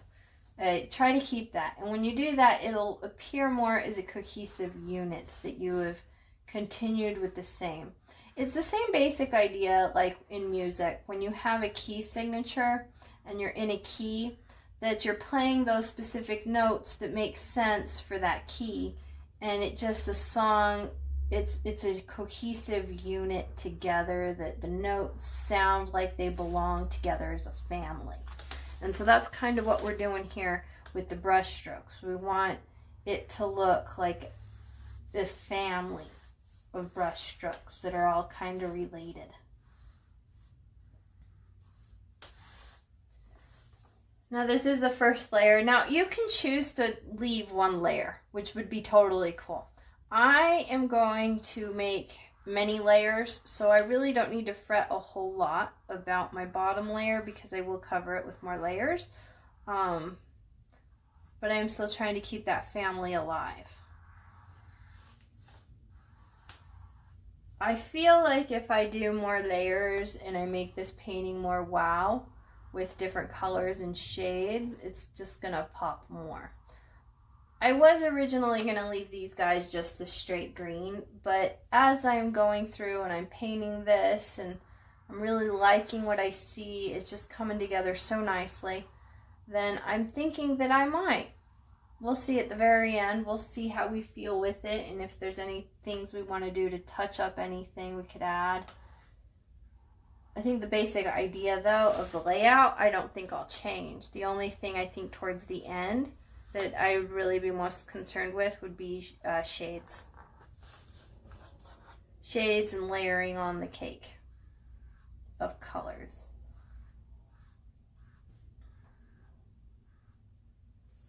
I like it. This is good. I'm wiping off some of the excess that came onto the black.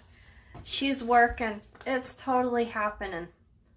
Okay, so from here, I am going to, let's see, highlights and shadows. Let's make some highlights. The way that I'm going to lighten this up, because these are bumps, so we want to keep that in mind. Oops, I got paint everywhere over here. The way we want to keep it in mind that these are like bumps, and I'm sure you saw where I was teaching about the hands. I'm sure you saw that class where I talked about painting a cylinder.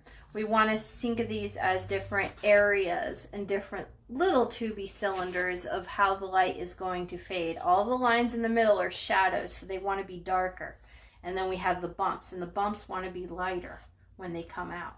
So we're going to add some white to this orange. Remember how I said to put the white in the middle of your palette? So that way when you have space to mix, see how I have all my colors and I have the white and I'm pulling over the white and I'm making a lighter shade over here? That was on purpose. So now if I wanted to make a lighter green, I can pull some of that and make lighter green. If I want to make more gray, I can pull this over and make some gray. So that's why I think it's a good idea to add the white to the middle of the palette. Also, when you're adding paint onto your palette, I strongly recommend doing it so that you don't kill your palette with one or two different colors. Like, so you're not picking up many different plates. I try to just have one plate per painting because then I have all my stuff together. I don't like to pick up and carry a huge easel, and I don't want to waste my paints because these paints are quite expensive.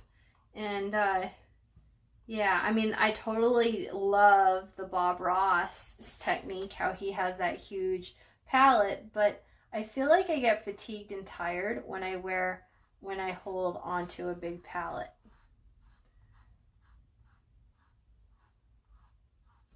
So I'm just going to add where there's highlights, where the highlights would be within the orange, just in the middle. So in the middle of the bump of where the bumpiness is, the most protruding area of that area of the pumpkin gets the highlight.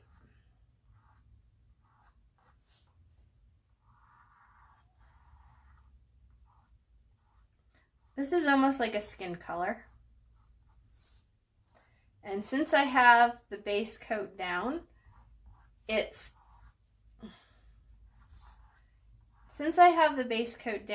kind of like I feel like you can see the orange through it a little bit, and I really like that. Go ahead and blend it out a little bit. Blendy blend. I don't want to have sharp lines. I want everything to be very blendy. Just like when you're trying to put your makeup on and you blend out the foundation so you don't got any like straight lines. That's the same idea what we're doing here. We want to fade it. We're going to come back with some darker color and do the same thing but opposite. But right now I'm just working on the highlight first because why not? Typically some painters are very much in the mindset that the highlights come at the end, which yeah, there are many paintings, but in this specific circumstance of a pumpkin, I don't really think it matters. I think it's more just as long as you got that blend going. I like to work back and forth, over and over again until finally I got a good blend that I like.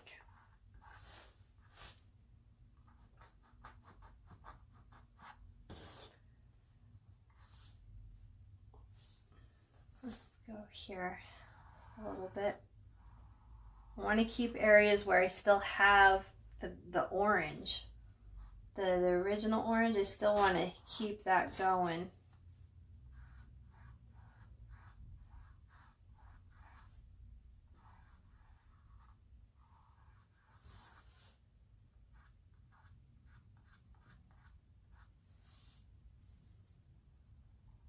Now this one's little, so I'm going to turn the brush sideways.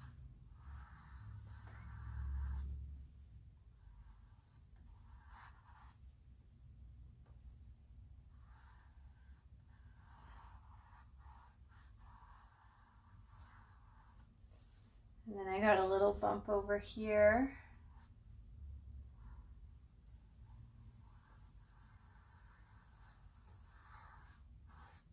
Trying to keep it rounded, but yet still blend.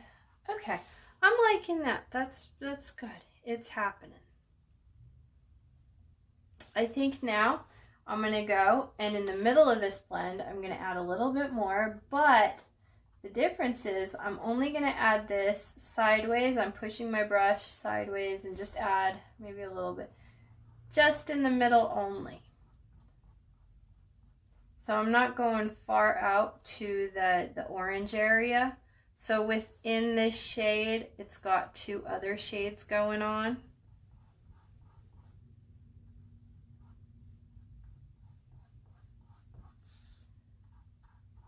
Don't want to blend out all the way, just make it so that it's more highlighty to the highlight of what I've already added.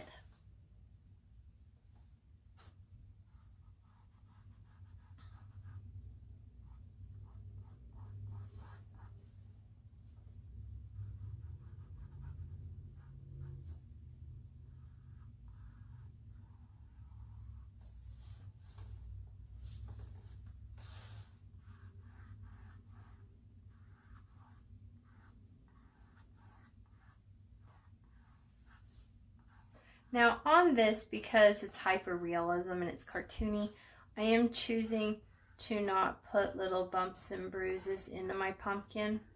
Like they got beat up because like they were out in the ground and they got a little icky. I'm choosing not to do that. I think if you were to want to do that, where it's got some parts where it was laying on its side or it's a little decomposing, then I think this is the time in which you would add those features. Yeah, you would do the exact same thing of what I'm doing. You would just change up your colors and probably add a little bit more browns and stuff to try to make it look a little bit more moldy. But I don't know. I want these to be healthy, happy pumpkins. So I'm going to choose not to do that. Okay, let me get a little lighter right here. Okay, so now what I'm going to do is go ahead with the darker colors. Now I have this color. I really liked it. So let's see, we can add many browns. We could go with a lighter brown. But I'm thinking this works. I'm going to go ahead, wipe off my brush, get some of that excess paint off. And I'm going to go with this lighter brown that I had, which was a burnt sienna. Now I'm going to go here, and with these lines, I'm going to add, covering the marks that I've already made. I've got my brush sideways. If you want to use a liner brush, that might be better for this job. But yeah, I'm liking it. Gonna go ahead and do all the little lines.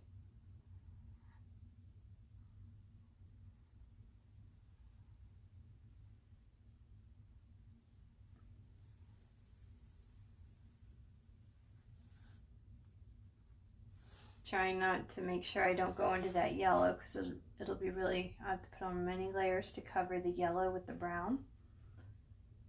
And this just gives definition.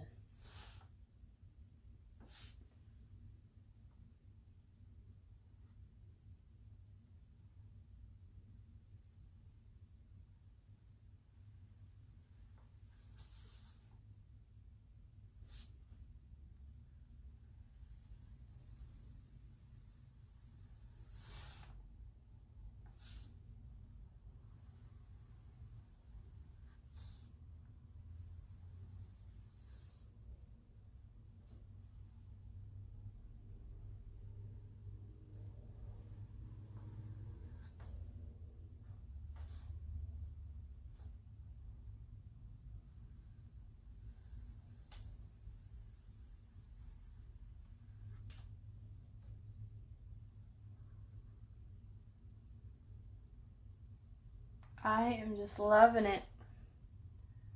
Loving these two lines. I'm going to work on this line a little bit. Make it a little bit rounder over here. And I think I'm going to make it a little thicker over here because this is closer to us. So it will appear a little bit larger.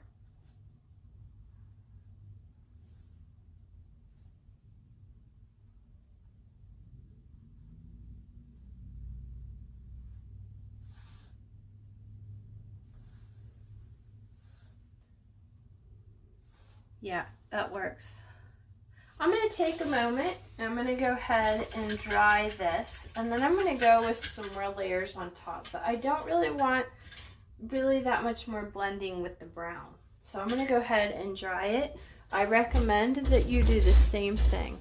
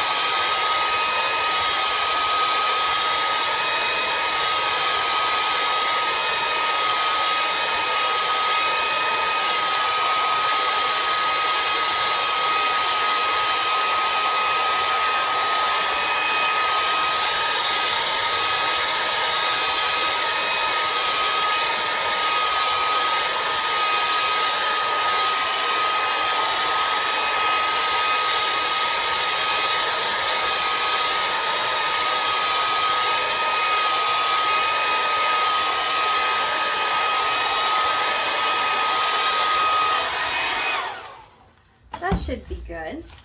Okay, so now what I'm going to do is I'm going to wash out that brush really nice. Wipe it out, make sure that I have it as clean as I can get it.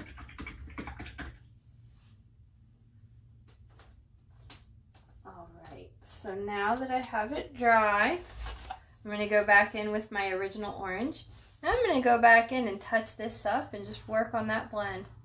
Now, the more that you go back and forth, and you're working with these blends and the shadows between the highlights and the darker orange, the better your painting is going to start looking, the more awesomer it's going to be. It's just going to happen.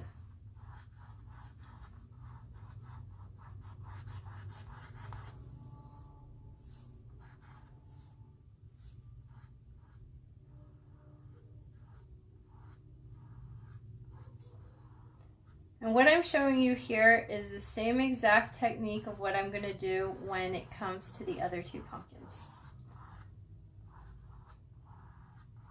Since I'm working in this space, I'm going to go ahead and go in here and try to see if I can get that wet so I can work on that blend. Since these hues are really similar and close together, I can go back and forth with them without having to wash the brush so much. Every so often I still will wash the brush because the paint will dry inside the brush on the hairs of the brush, and I don't want that to happen. So I'm just going to work here and do this methodically, a little bit at a time.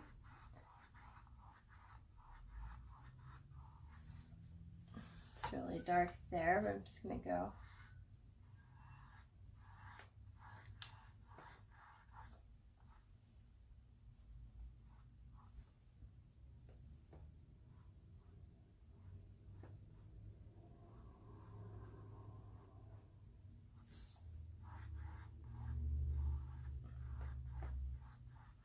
Okay, so now that I have that, I'm going to go back in with the lighter color over here and try to blend. The more blending you have, the more awesomer this pumpkin's going to look. Now, you want a lot of blending, but you still want to be true to the fact that we need dark orange and we want lighter peachy orange so that there is more 3D effect going on here. So we do want to blend, but we don't want to like over blend, that we start losing detail.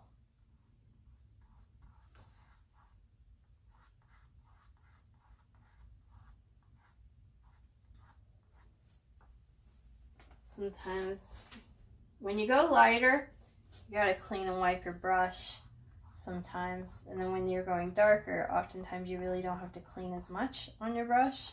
You just let it be what it is and it just kind of works itself out.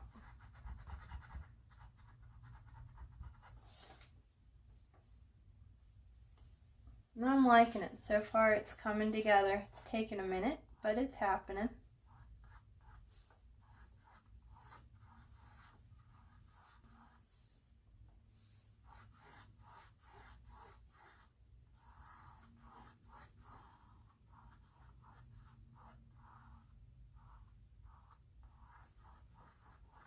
I recommend while doing this you work on just one section of the pumpkin at a time.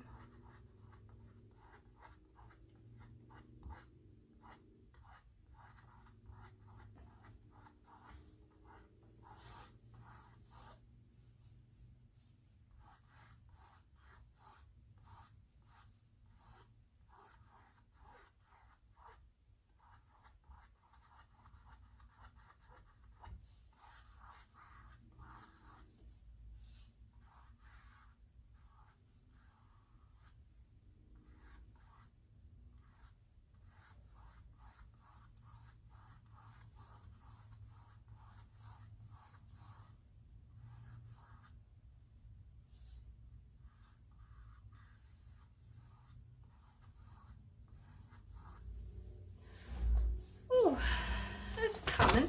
Oops, I bumped the camera. I'm gonna make sure everything's all lined up again. Everything's good. Get my hair dryer out of there. Yep, make sure everything's just good and wonderful. There we go. Okay. I'm gonna take a moment, wash out my brush just because it's been a minute since I washed it. Okay, so what I did here, I'm going to do the same for here and here. Possibly over here too. I don't know. We'll see when we get there. Let's see. Let's do some orange.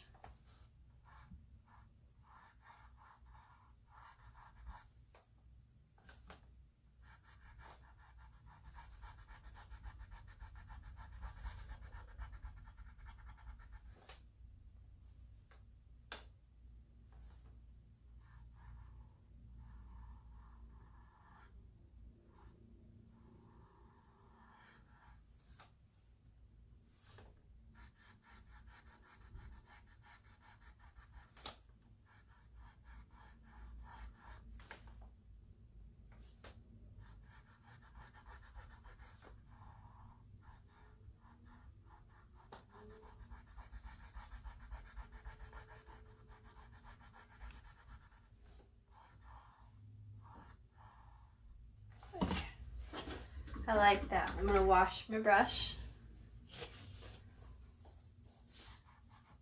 Oops, got a little bit too much into the black. Now I'm just going to blend it out and soften up those edges.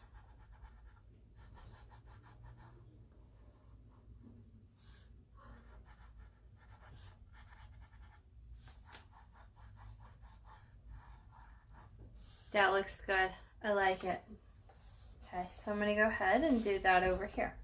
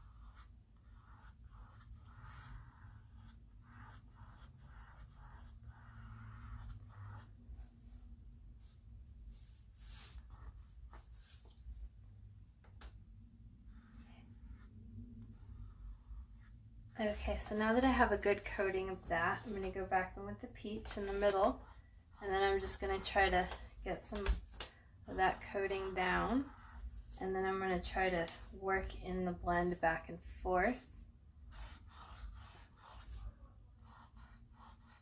So blend, blend, blend, blend, blend. It's better to do this when the paint is still pretty wet. When it dries, it's much harder to blend. If you do feel that some of your paint's a little tacky, like it's wet, but it's still kind of dry, it's drying, it's still kind of wet, then that's kind of a good thing. It's how my paint's feeling right now, and you just got to work really quick with it. Just practice and keep practicing and working with the medium, and eventually you'll find where it's a good amount of dryness that you want to have within the paint. It's a labor of love.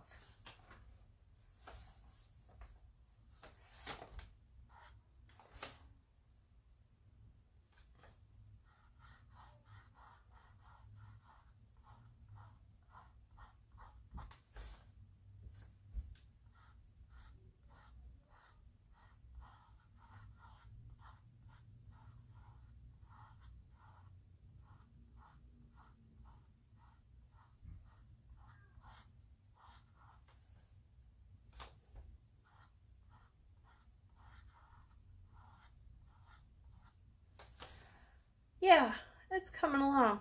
I like it. At some point you just gotta let her be and let it be what it is, right? And I feel like I've kind of achieved that a little bit here.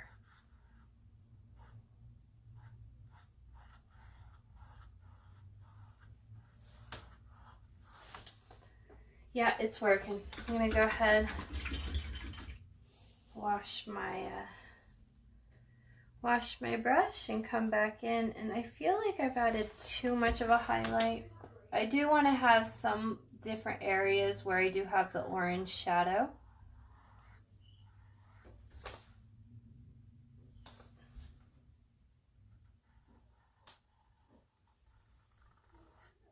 I'm really happy that you're painting with me today. I'm really enjoying this. I'm having a lot of fun. I hope you are too.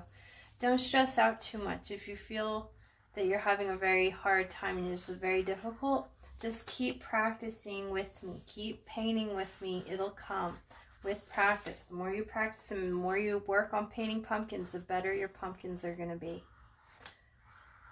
Notice, do you see how much that I'm back and forth many, many times?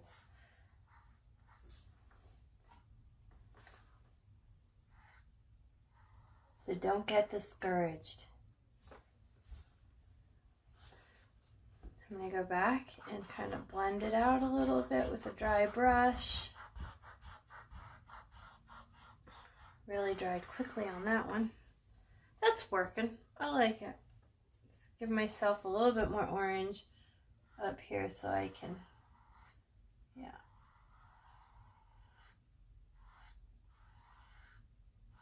Make this pumpkin, I felt like it's a little too light.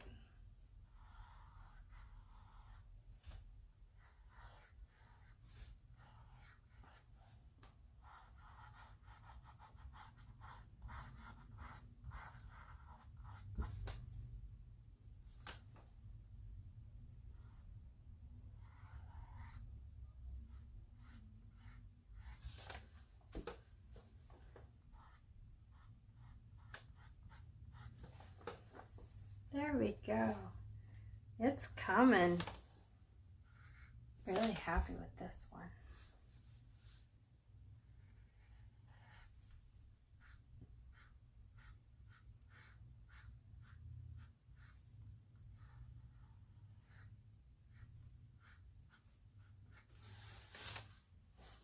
I like it. It's good. Yep. Very happy with what I have here. So I'm going to go ahead and do a second little coat on these brown areas. I'm going to just go back in and just, yeah, touch them up, make them look really nice.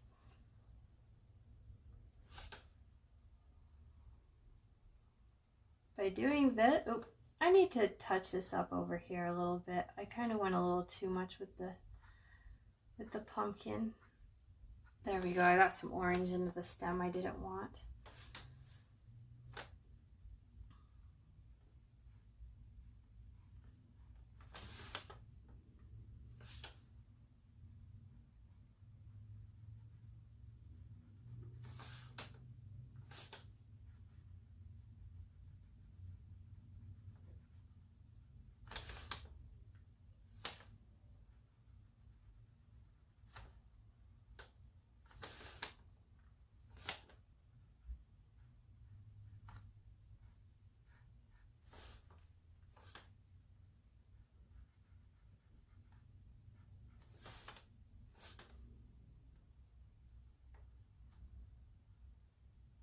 Make sure that those lines are squared away. Yeah. That's good.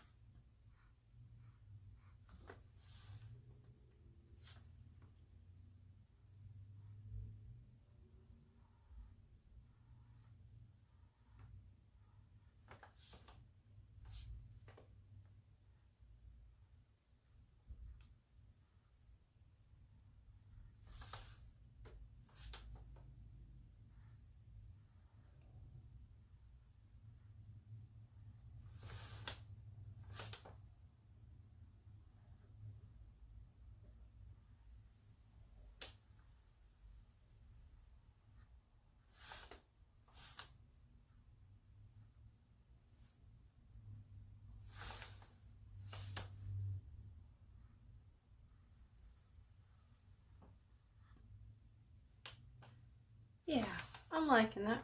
It works.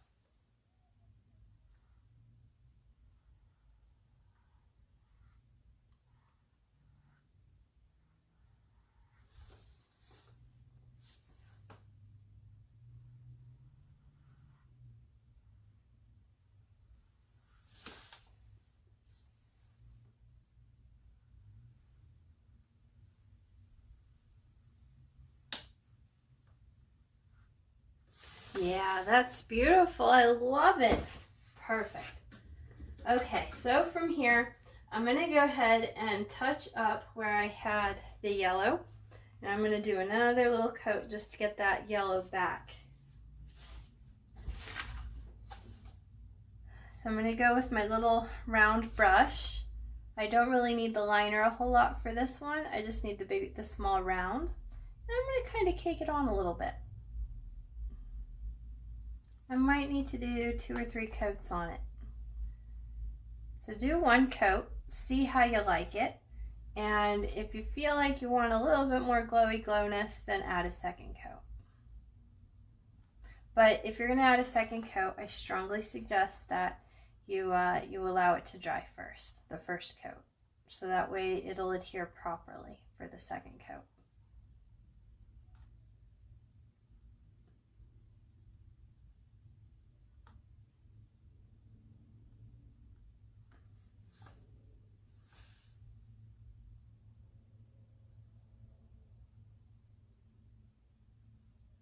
Also, if you feel like you need to adjust your eyes, now would be a good time to adjust. Oh geez, it's wet. Ah, it's wet. I don't think I can. Oh well, that'll be a happy little accident of brown little dots. Oh geez. Oh well, happy accidents.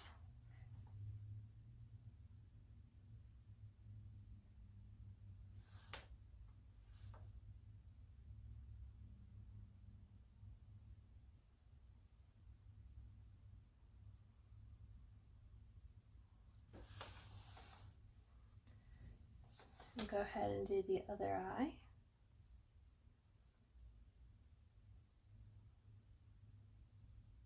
I am kind of putting it on a little thick, so the paint's a little bumpy, but this paint will dry flat. It will have tiny little bumps in it.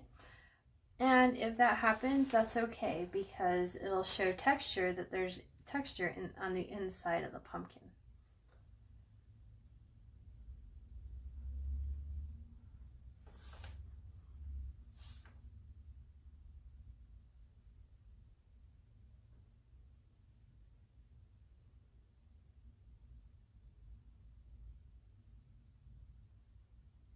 Oh, I love it. It's just coming out so beautifully.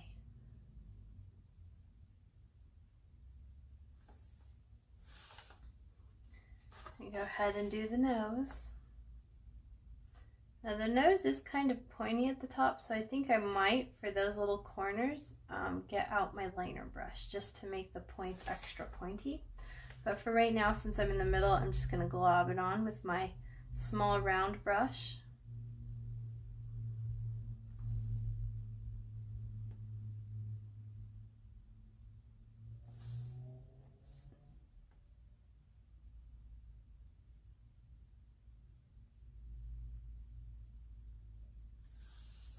Okay, so I'm going to switch over to my pointy brush, my liner brush. And I'm going to go ahead and do that little point at the top of the nose.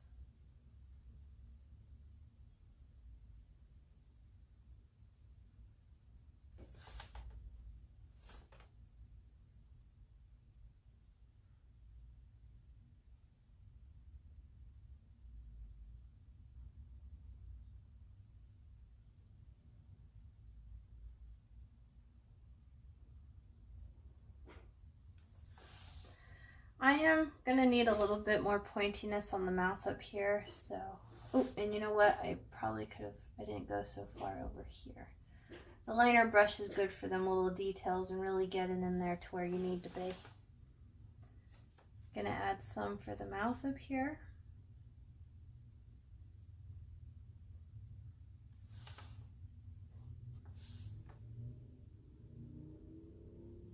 Now, if you make your little angles rounded, I suggest you continue with the idea of rounded. If you've made your angles really sharp, keep the idea of the sharpness with those angles. That way you have a continuity so that all these cuts look like they were made the same way.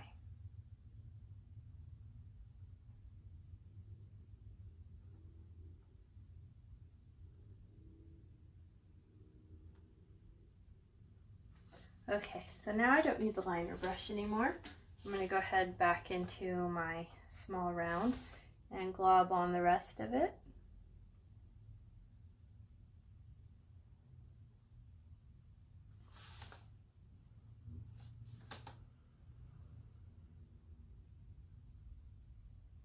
Now when you glob on paint, it does take longer to dry, so keep that in mind.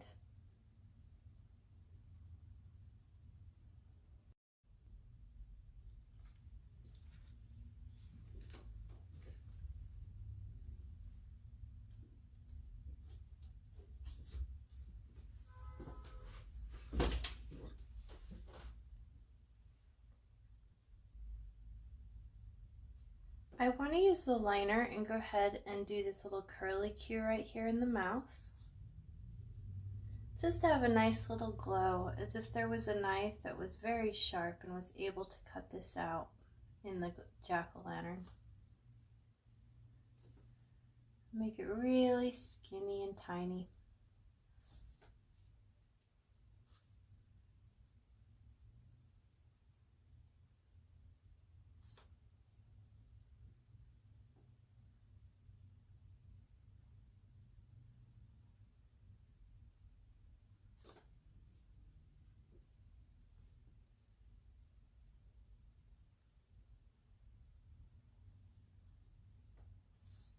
That's looking good. I like that. I'm going to go ahead and get my big brush. I'm going back and forth between the different brushes just to make it easier on myself. I'm going to glob on the yellow paint right there. Make it nice and pretty and cover up all that orange that I put.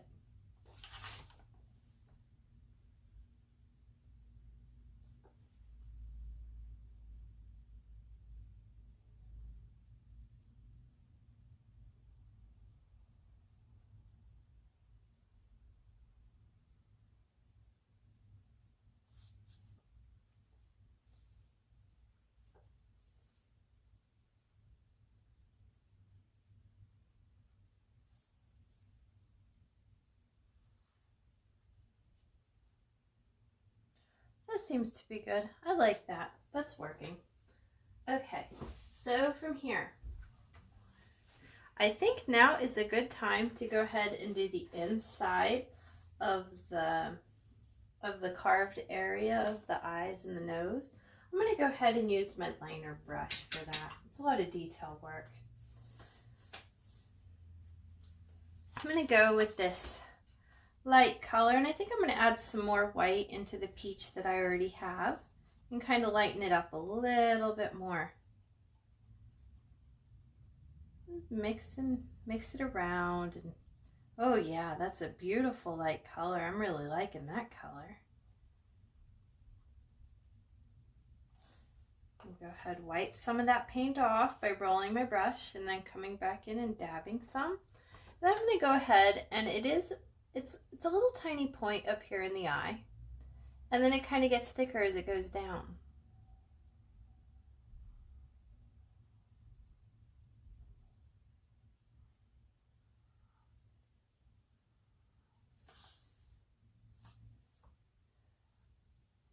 Oh, that's really lovely. So it really gives that contrast that the flesh of the pumpkin is a little bit lighter than the outside. We got the nice little sharp corners.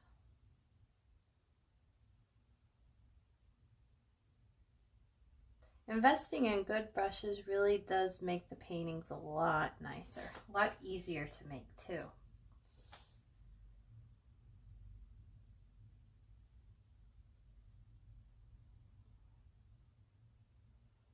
I'm making sure that I'm covering my pencil marks from earlier.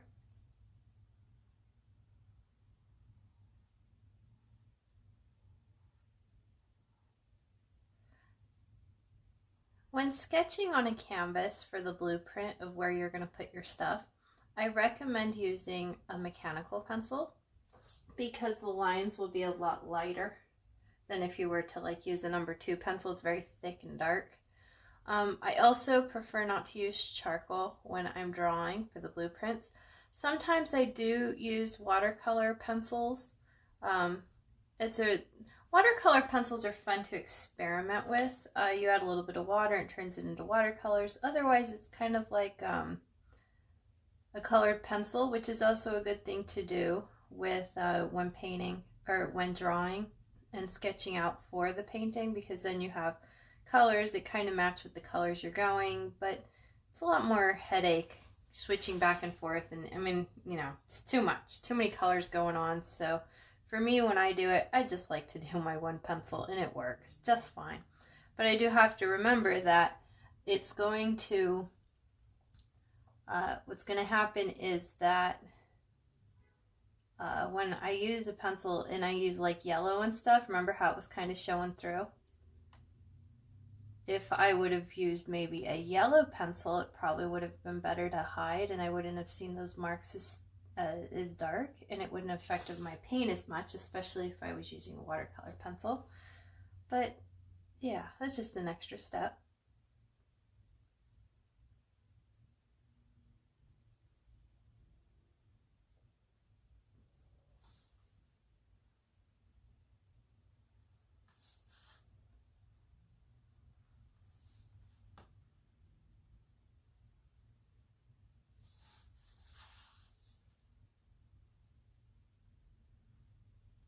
Yeah, this is good. I like it. Yeah, it's working. Okay, so let's see. I have another little mouthpiece. Ooh, I have the tooth too. I want to make sure that that tooth stands out. I'm going to also make sure that I'm using sharp corners, because that's what I had going on earlier was sharp corners. So I want to keep that going. Really, by doing this added little step, it makes it way much more 3D. I like the look much better. Makes the painting feel a little bit more finished. I'm going to go back in with the yellow. I'm going to touch this little line up here.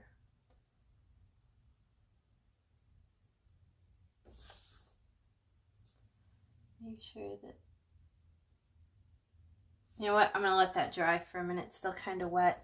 I'm going to just go up here and add a little tiny line for the mouth. As skinny as I can make it, because it is far off in the distance compared to the other line. The other line for the other side of the mouth is a little closer, so maybe a little thicker. That works. I like it. Yep. Okay, so now I'm just going to thicken up and retouch this line just a little bit to really make it look full.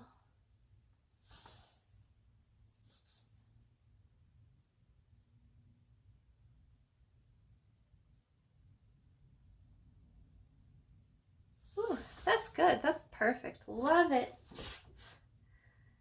I'm going to have to say she's done. Yeah, you did a really good job. I'm very proud of you. It's very good. Now, I was thinking long and hard about changing the colors, and I think I'm going to be brave and go ahead and do it. I'm excited. It's going to be a lot of fun. So I'm going to go ahead with my big square brush, and this pumpkin, I'm going to make him white and gray. So I'm going to go ahead and add some white, just to have it so I can start mixing and stuff and doing different colors, like as a base coat. Oh, I'm gonna have to cover up that yellow too. So I'm kind of laying it on a little pretty thick here. I'm going to take this quadrant by quadrant as I do these. I really don't need to lay a base coat down like I did on that one because this is already pretty much white. Okay. Let me get the edges here. There, I got a nice thick thickiness. Okay, I'm gonna go in here with my gray and I'm gonna just have little hints, just little bits of gray. I'm gonna mix myself over here a little bit of lighter gray. I want really light gray. This is just to give texture. Whoop, whoop. And kind of mix in. Oh, I love that. That's looking great. I'm going to be very careful that I don't cover up all my pretty lines that I have from the top. And I'm just going to go ahead and be very rough with this one. Since this is more of the male pumpkin, I'm not going to make it as fine and blended as I did with the female pumpkin because I want this pumpkin to kind of stand out and be its own unique individual. So because of that, I'm not going to work like I'm going to make this very basic and like not really put a lot of effort into making it look extra special and blended, and it'll give it its own unique look.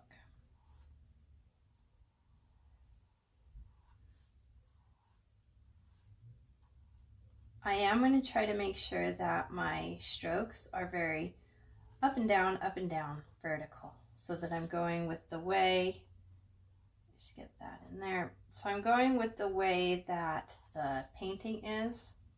I still want to have the brush strokes to be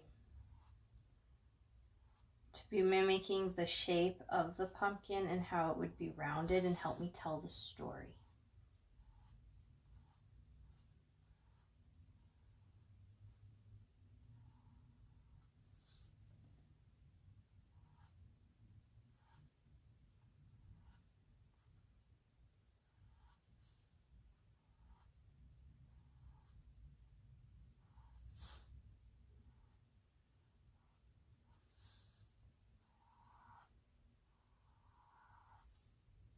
I think I might have to add 2 layers on here.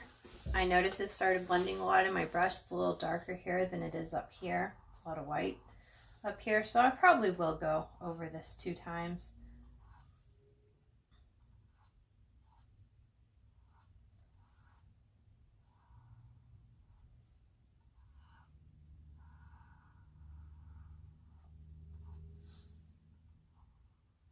So I'm going to do this rounded on the eye just to get the color there where I need the color. And then what I'm going to do is come back and pull it down. See how I pull it down so then I still get the brush strokes going up and down. Oh, it's coming. We'll go over here.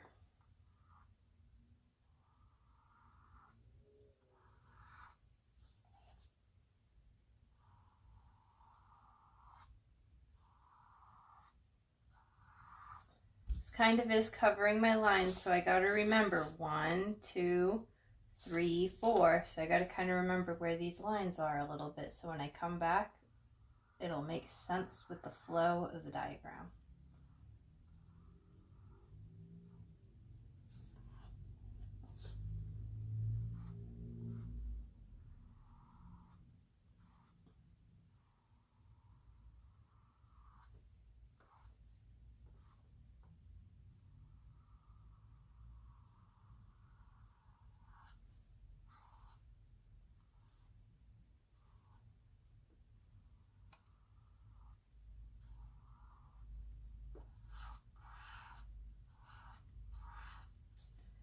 Okay, I need to make more. So I'm going to put some gray here and I'm going to pull over some white and mix it to make the gray a little bit lighter.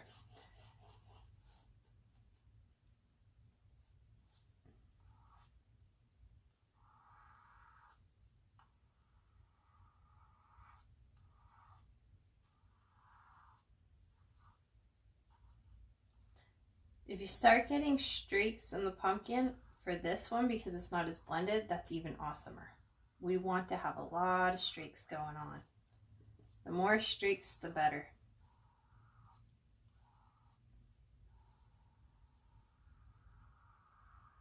The only thing that I'm mostly concerned with is just making sure that I have a nice sharp edge. That's really the only thing that I'm really trying to do right now, is make sure the outside of the pumpkin has a sharp edge, but other than that, I'm letting it be kind of rough. I'm going to wipe off some of this paint. I kind of caked it on a little much. And go over here and work on that edge to sharpen it up.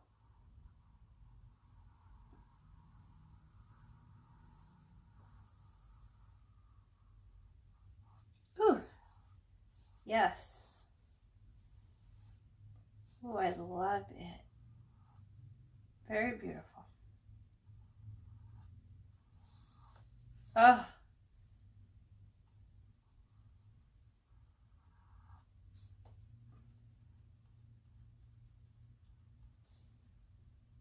Go ahead and get those teeth. I'm going to kind of square them up. When you start adding darker colors onto the canvas, that's when you have the opportunity to kind of change your design just a little bit. The outline that you did, just in case there's something you're not really that happy with.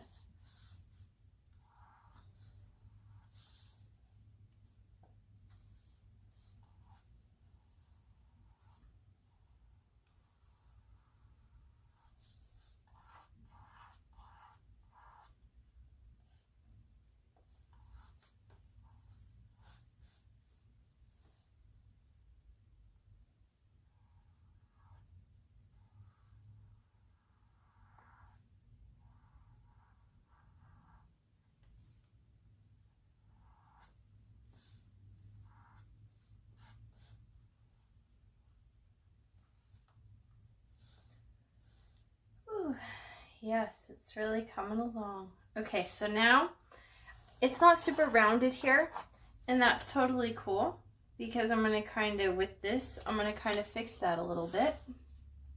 And I'm going to reshape this edge again to something that I find that is a little bit better.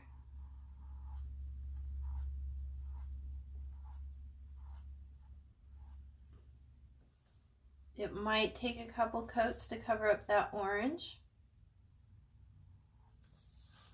There we go. I like that. I like that line. So now it feels that it's a little bit in front of this one. The more that you overlap in paintings, the more awesomer in 3D it's going to look. Overlapping is a good thing.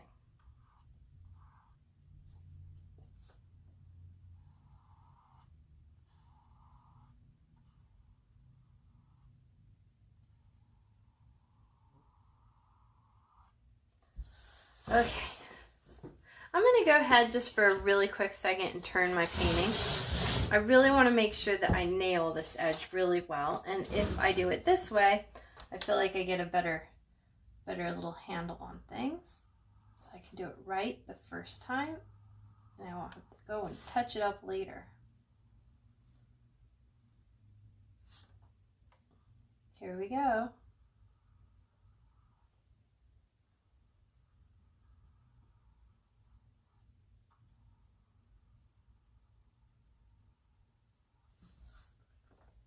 Oops. Ooh, I got some paint on my arm. Be careful when you, so that way I don't get paint everywhere else, because it's still wet.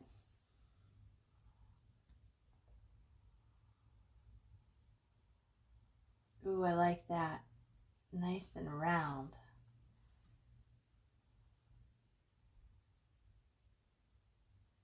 Let's see if I can cake off a little bit of paint there to cover up for the orange. Yeah. Yeah, I like it.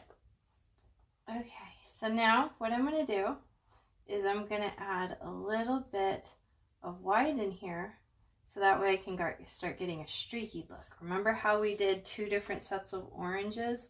We're kind of going to do that over here. But I already have a lot of gray on here, so now I'm just going to add some white. Yeah, okay, that's good. Okay, so I'm going to go ahead and wash my brush since I'm going to a lighter color. I'm going to wash it. Double check, make sure I'm in the view of the camera. Yep, all is good. Okay, so I'm going to wash my brush. Wipe off excess paint, wash it good. Okay. Make sure that it's a dry brush. I don't want to add really any water to this because I already kind of caked down the paint to begin with. So now here's where the magic's going to start happening. We're going to add some white, and I'm going to try to stay towards the middle parts, the middle areas. But with this one, because we're trying to do different than the other one, I'm going to try to make it a little bit like streaky. It's got its own little personality going on here. Streaky pumpkin.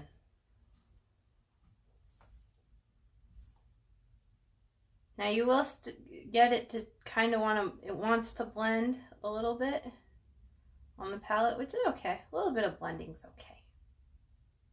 I'm just not gonna be as stressed out with the blending like I was with the other pumpkin, so this guy looks like he's his own unique individual. I'm going to be very mindful with the direction that my brush is going. So I'm starting from the top of the pumpkin and I'm working my way down. And I pretty much just want to really put this white where the parts of the pumpkin would be closer to me as the viewer.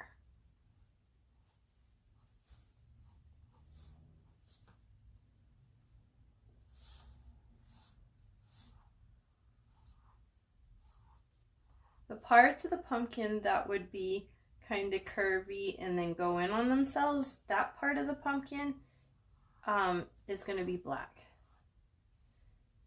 which is going to look totally awesomely cool. He almost looks like he's dressed up like a ghost, like boo for Halloween, like he's taking the kid out trick-or-treating and he dressed up as a ghost.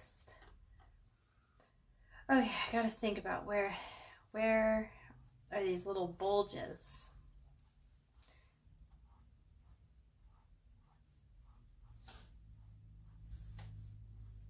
Highlighty areas.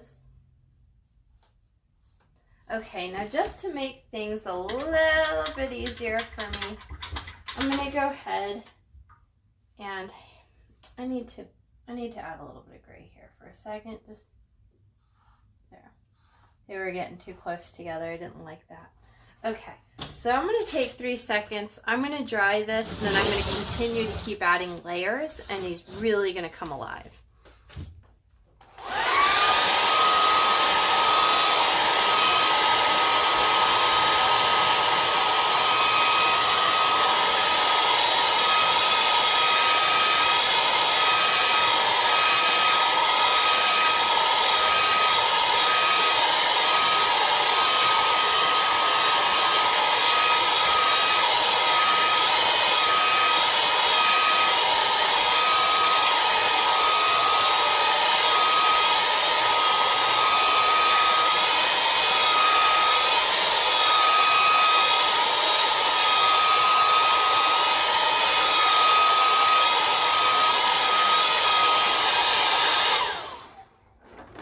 Good. I don't need it to be all the way completely dry, but just dry enough that my colors aren't going to blend. So now what I'm going to do is go into the black, just put a little bit of paint at the edge of your paintbrush. Don't dip it all the way into the paint, just a little bit. And I'm going to go ahead and define those lines. So I have one, oops, it's still wet.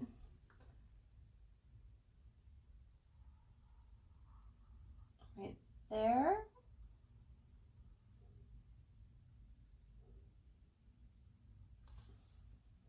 Then of course I'd have one coming down over here.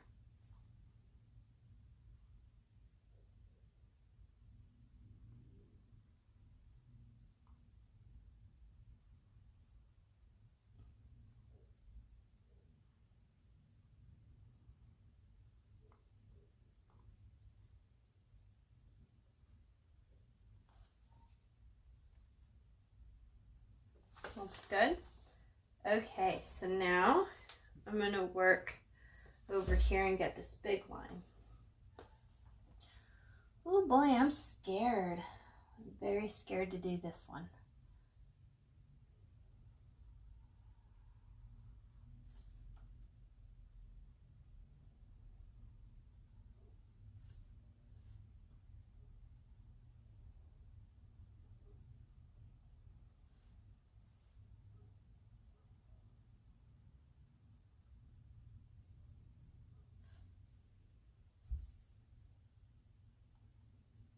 Gonna follow this one all the way down.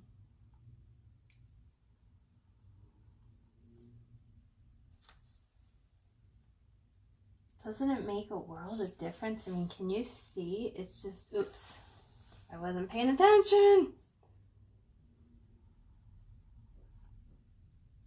It's really, this pumpkin's coming together so nicely.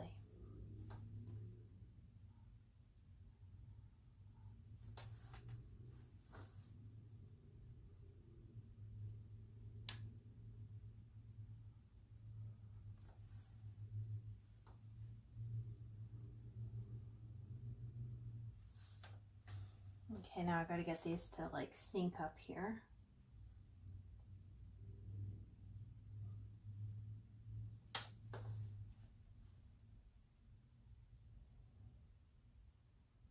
Okay. Oh, I got a little bit straight there. Okay, so now this guy, he's got like a curve going on. And here is another curve. Oh, I'm nervous. Oh, there we go. There we go. Lovely. Love it. I'm going to touch this up really quick just over here. This was bugging me for the last little bit. There we go. Okay. So now I got to be mindful they're wet. But we're going to try to see if we can do some more. So this one would like curve to meow-ish, right? Let's say to, there we go, right here.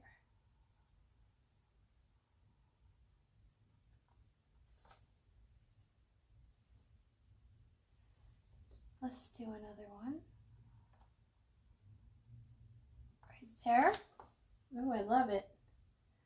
And then of course, we're gonna wanna do this last little bit. So let's take it from here and work down.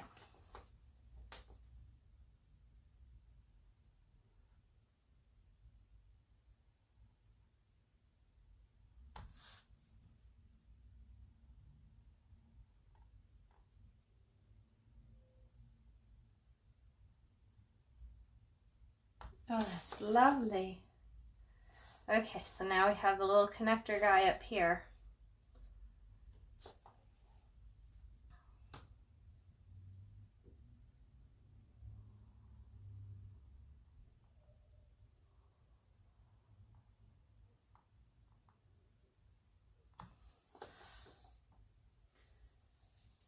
See, I'm going to make this go a little bit longer. I don't like things to be like all in a row, like these 2-3 lines up here. It would have been the same length, and I think that's kind of a little boring to look at. So to make it more visually awesome, we're going to vary the lines. Okay, so far so good. Not super happy yet, but it's working. Because I don't want to have a chance of it smearing or anything and going all over the place, I'm going to go ahead and dry.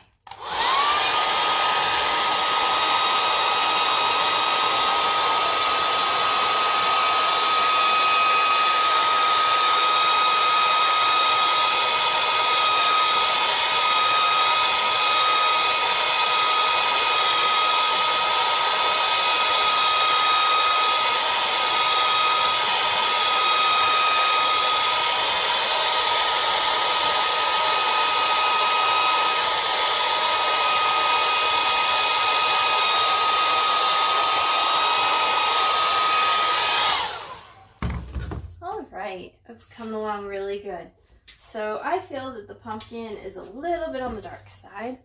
So I'm going to go ahead and continue to add white. I don't think I'm going to go any darker. I'm just going to continue to blend with some whites. And then also I see that there's some yellow popping through, so I would like to kind of hide those areas. And I'm going to try to make it really streaky, so I'm not going to put a lot of effort into blending here.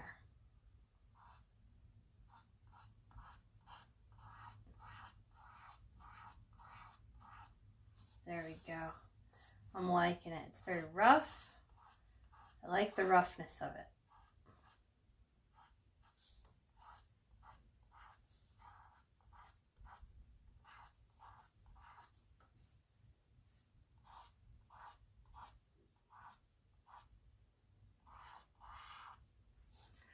Ooh, it's really coming along.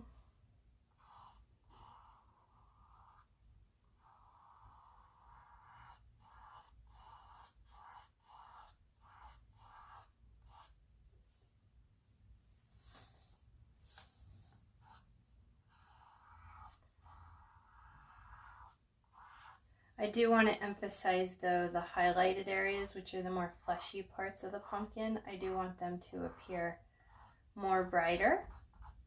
So yeah, I'm being very basic with how I'm doing it, but I'm still trying to keep ideas of where would the pumpkin be raised.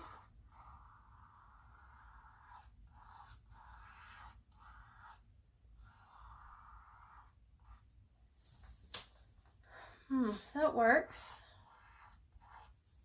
Yeah. A little, slowly but surely. You know what? I said I wasn't going to, but I think I am.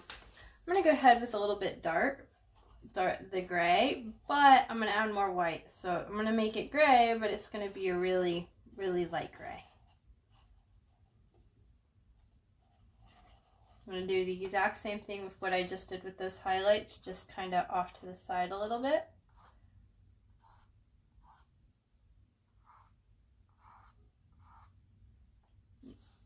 You know what? I think it's too light. I made it too light.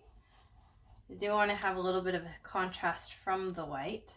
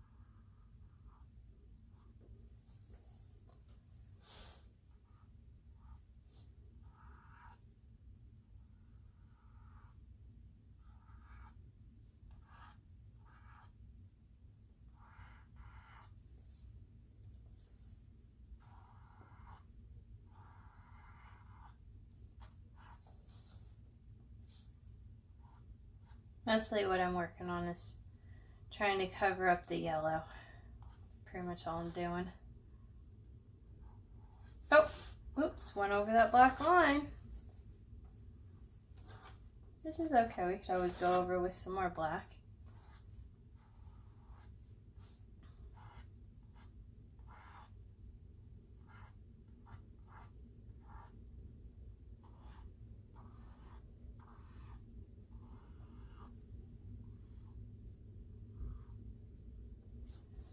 Yeah, I'm liking it.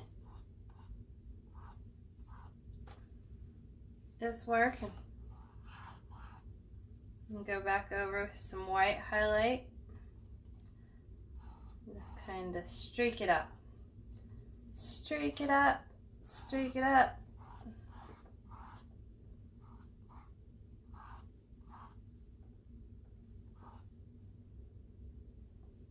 Streaky streak.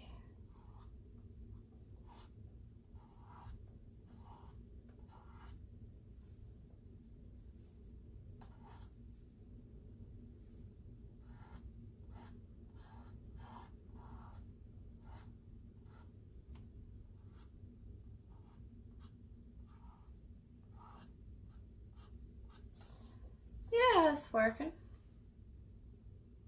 You can play with this all day. I mean, I feel like I can.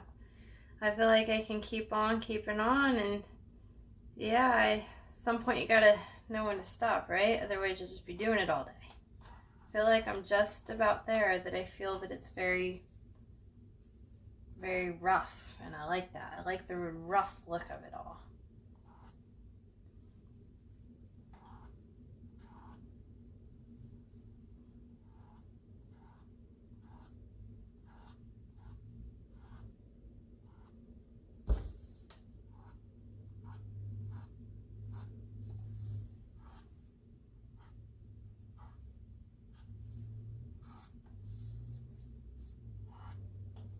Yep, I'm feeling like it's really rough, and yep, that's what I want, really rough.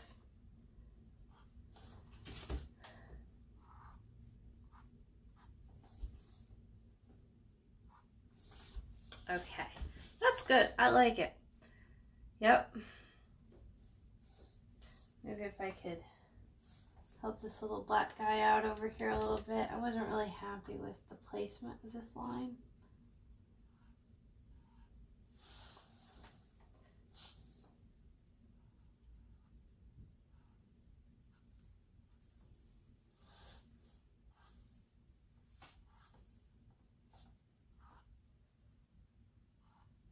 Okay, so now what I'm going to do is I'm going to go back and touch up the eyes.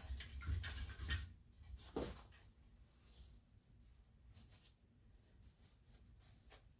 going to wash my brush.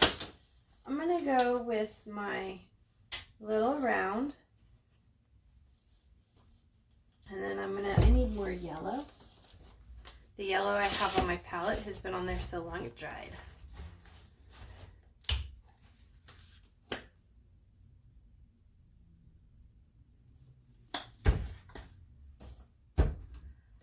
So I'm going to go ahead and just kind of cake it on a little bit so I can try to, oops, oh, my brush seemed to kind of stick together. I don't like it when the bristles stick together. I didn't wash it out good enough.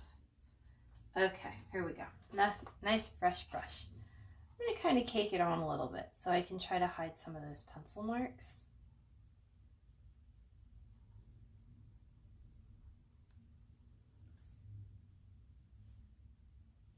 It's also going to give it a little bit of texture, like the inside is kind of meaty. So you can kind of see some bumps in there going on.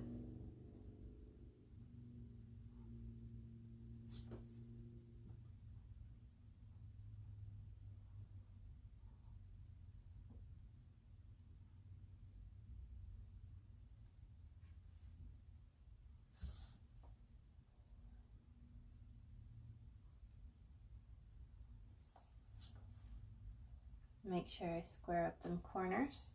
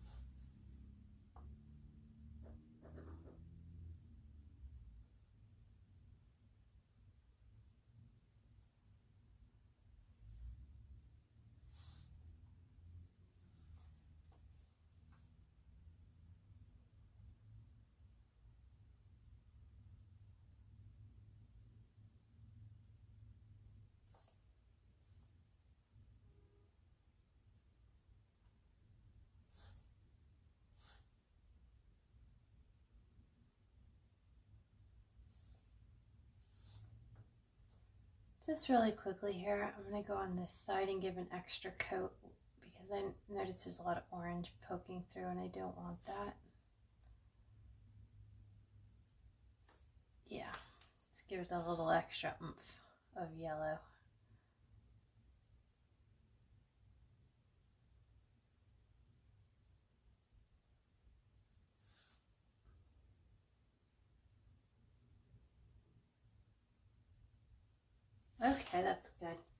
to go back with my liner brush and go ahead and do these corners up here. Make sure it's nice and pointy.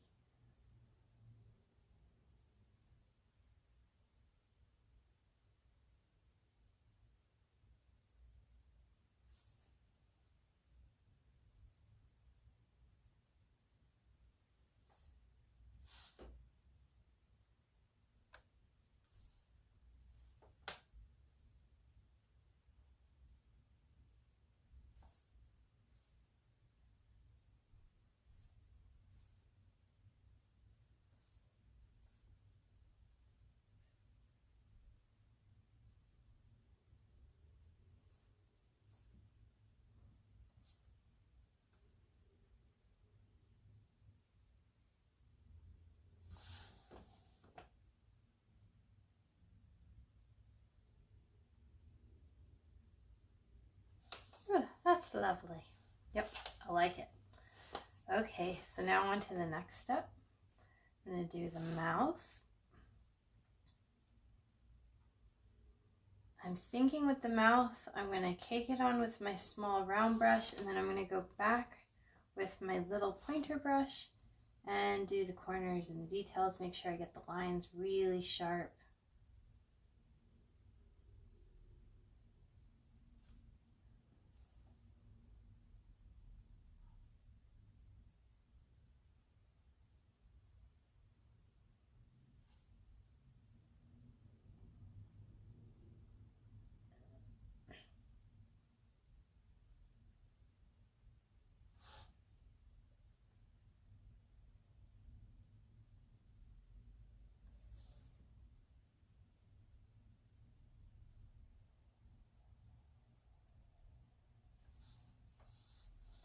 He's so cute. I'm really happy with this one. It came out really good. Such happy pumpkins. Now I was thinking for the baby pumpkin that he could possibly be a green pumpkin because he's a little baby and he's brand new. One time I painted a pumpkin that was more of a squash and he was purple, and that was totally cute too. I had a white pumpkin, an orange pumpkin, and then I put the purple pumpkin in there, and it looked so good together. And that one did have a gray background as well. So I don't know. Decisions. I mean, you kind of can tell a little bit of a story with the painting. So let's say if like the little pumpkin matches the mama pumpkin, then it's kind of saying that that's her kid and he's like more like the stepdad, which is totally cool, right? That's cool.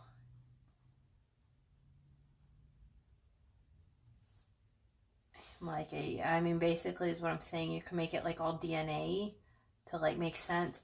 You could, if you were trying to do this in a family portrait type of setting, you could paint the pumpkins to be the colors that that person likes.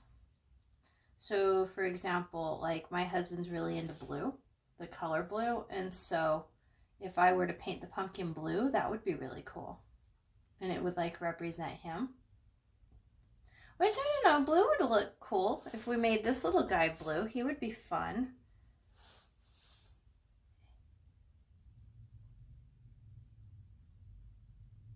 When I paint, I have this thing that this is my world, and it's the world of Nog. It's a planet, and all these paintings are different little things that exist in my world. And if I want there to be a blue pumpkin, there's a blue pumpkin on the planet Nog. Yep. Don't know if I've ever really seen one in real life. Or, well, you know what? I probably just never paid attention if there was such a thing. But I have seen in the barn decorating style, I have seen quite a few in the art format of blue pumpkins. Blue and white are colors that go, those two colors together go really well.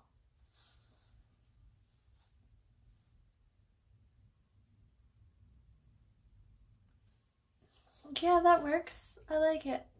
Okay.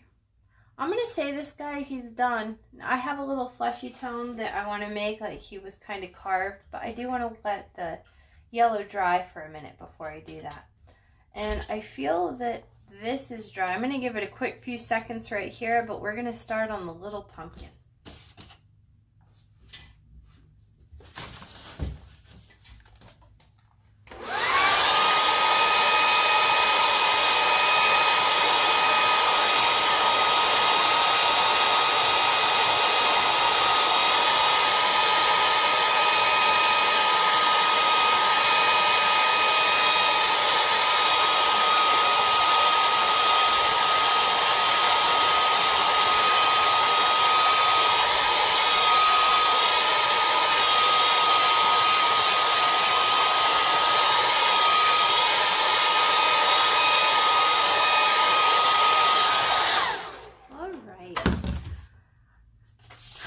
So I'm thinking if I go green, there's already a lot of green going on, and I feel like he's just going to blend in if I go green. It's just too much green. If I go blue, that'd be really cool. I could go purple. Purple will not stand out as much when it comes over here with the black. It'll stand out a little bit unless I use magenta. That would be cool. Let's do blue. I'm going to pick blue because a lot of people like the color blue. Which, you know what? It is on the tones close on the color wheel to the green. Purple and orange would look really wonderful together. Of course, then he'll look like he's beat up if he's all purple. Of course, he would if he was blue.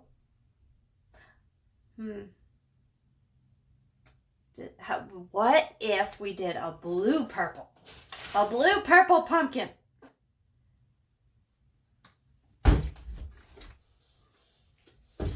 Okay, so for him, since he's a little guy, I'm just going to use my small round brush for him. I'm going to start with some blue here.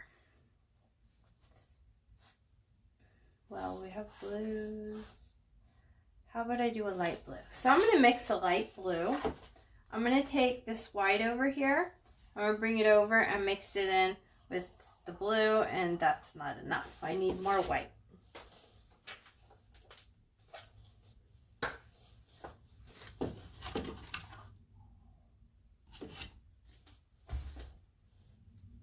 So when you're trying to mix the light blue, if you add a lot of white to it, the blue is going to be lighter. If you don't add a lot of white to the blue and you have more blue in your mixture, it's going to be a darker shade of blue.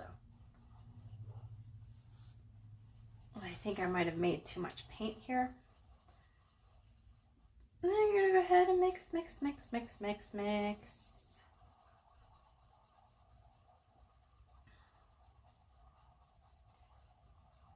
It's a lot easier to mix paint with a bigger brush. This is looking good. I like it. It's coming.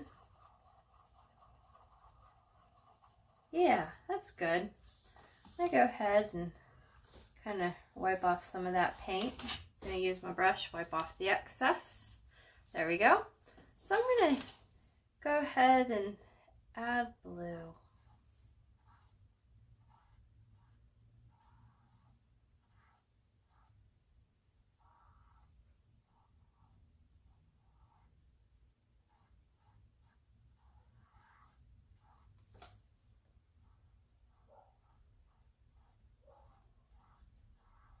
Make sure that I keep those, since blue is a lot darker, it will cover up some of the lines.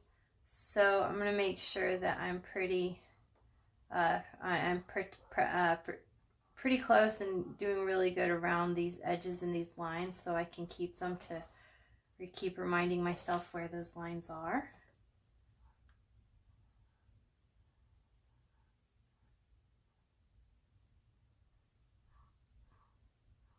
I really like painting with a blueprint. When I have a basic idea and a roadmap, when I'm painting it, I feel less anxiety. I feel like it's a lot easier.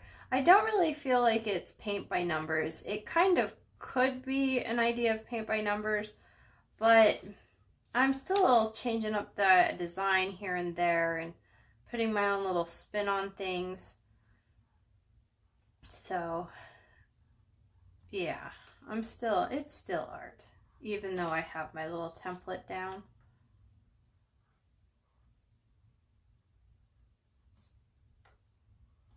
I feel like I'll have a better product later when I'm done because I have a better idea of what I'm doing.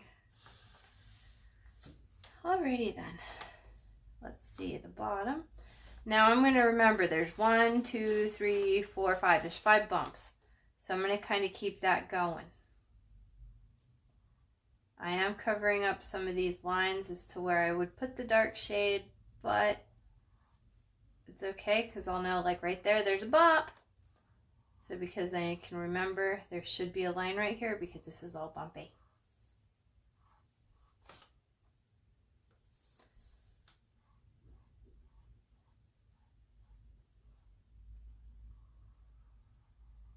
Here's another bump, which I got to make it bumpy and like it come in and stuff, so that way, yep, keep it very bumpy. Okay, now I'm going to go and make sure that I have a really nice edge here. Really crisp, clear, defined edge because this pumpkin is in front of the other pumpkin.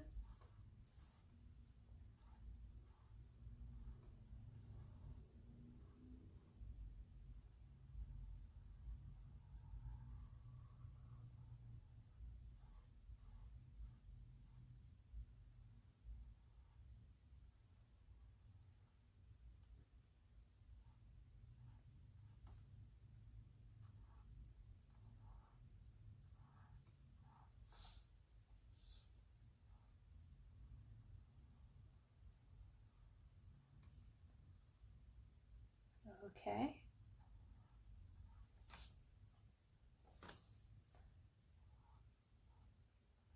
Now I'm going to have to lay it on a little thick and probably give it 2 coats to cover up that orange. Now I do know that, okay, the leaf, it comes first and all that. But I'll just be very careful when I do go over and I do my leaf. I just have to be very careful about the edges that I'm not overlapping onto the blue because the leaf should be behind the blue.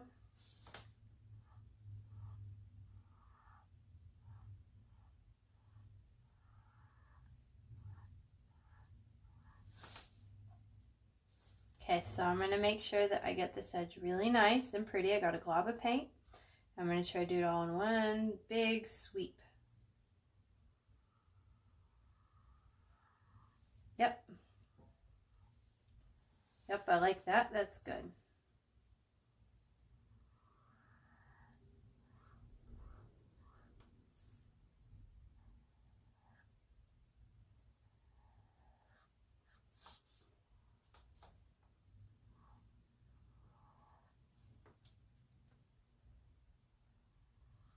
Make sure to keep those lines. Oops. And I did not as I was saying it.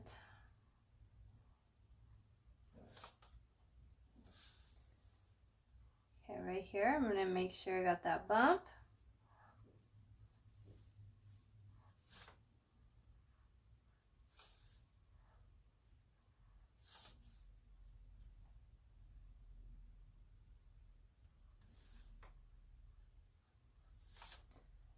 Alrighty then, let's do it up here.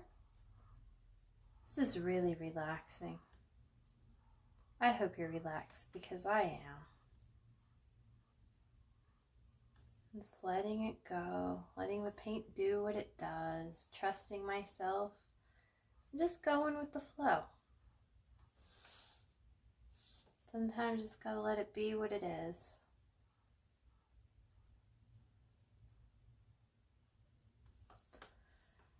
So far, so good. I like it. Perfect. Okay, so I'm gonna wash my brush. The paint is starting to dry onto my brush. I think I'm gonna let let it go ahead and give it a little bit of a dry, but you know what? Instead of giving it a dry, I can work over here with my leaf. Just gotta really be careful that it's wet paint on the little jack-o'-lanterns. So I'm gonna use my small little brush for this. Now his leaf is going to be a little bit darker than the other leaves because of the orange, having it as an undertone. That's okay though, he's his own individual.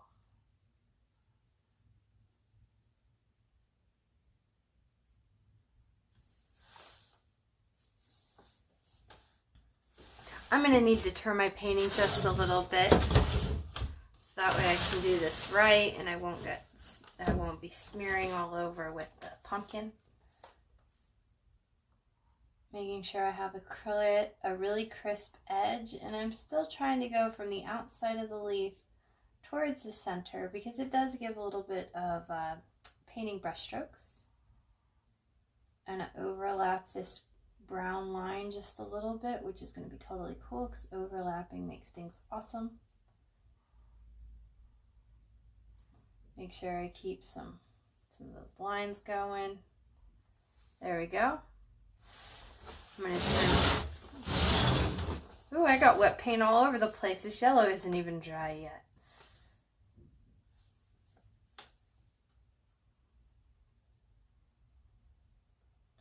Okay.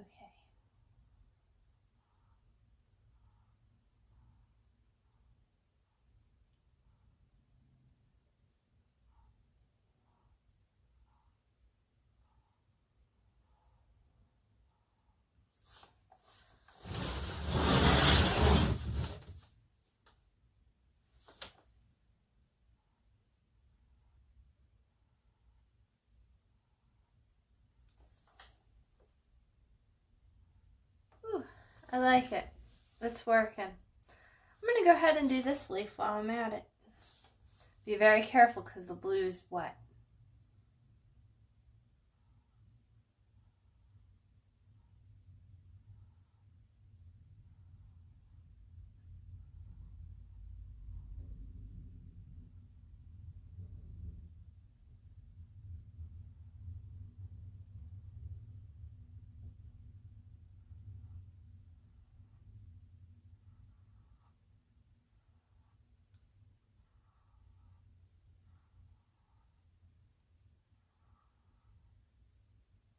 I seem to have backed myself into a corner over here.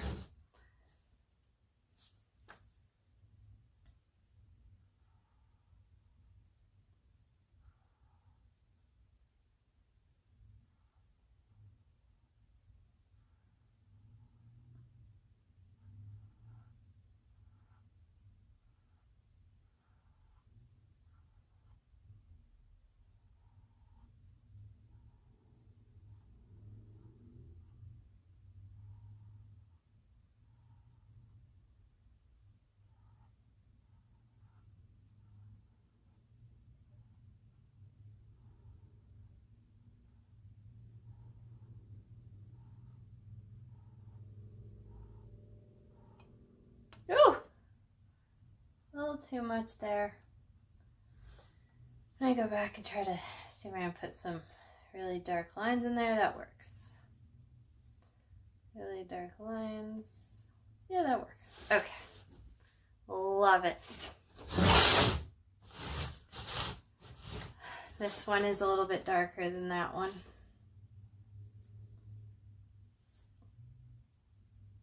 Okay.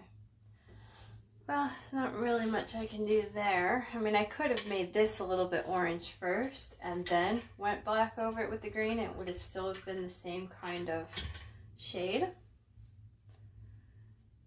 I'm going to go ahead and I'm going to put some little white, the bright greens in these leaves while I'm waiting for everything to dry. Actually, you know what? No. Let's go ahead and do the stem.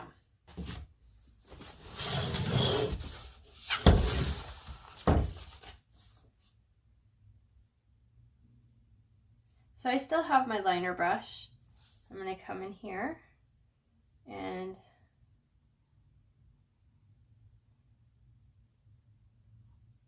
just kind of cake it on, really.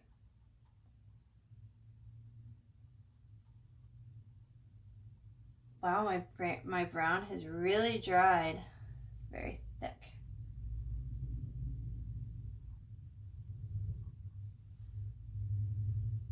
Now I am using a lighter brown than I used with these. It's okay because he's his own unique individual.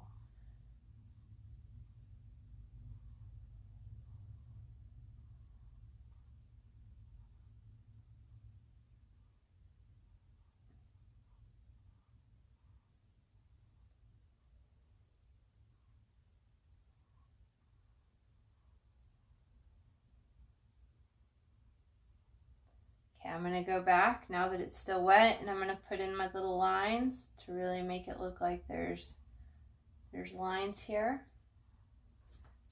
Ah, that works. I like it. It's good. Okay, so now while I still have it this way, I'm going to work on this leaf. I need to get myself some fresh, bright green. Just a little bit. Don't need a whole lot. I'm still going to use my liner brush. And I'm going to go ahead and make more little veins going on in the leaves. So I think there would be one here. There would be one here. There would be, you know what? I'm just going to leave it. This already has a bunch of lines. It looks cool. I love it. Just going to let it be what it is.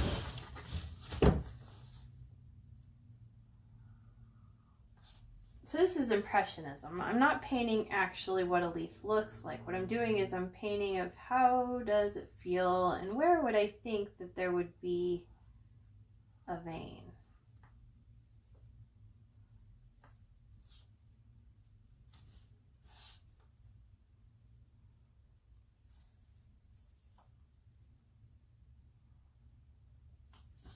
Yeah, I like that. That's good. Let's go ahead and do these ones.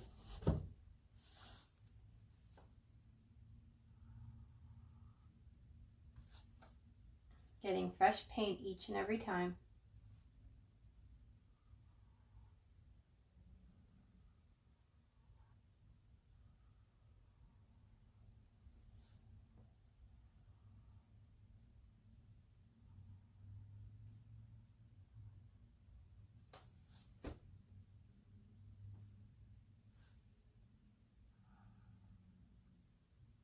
Oops, don't like that. I'm going to wipe it really quick before it has a chance to dry. I can do that because the color underneath is already all the way dry.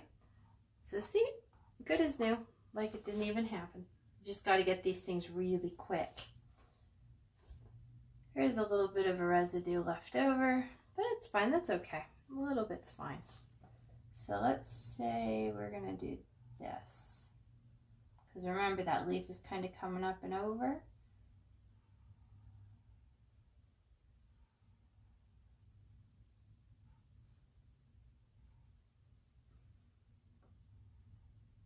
There we go.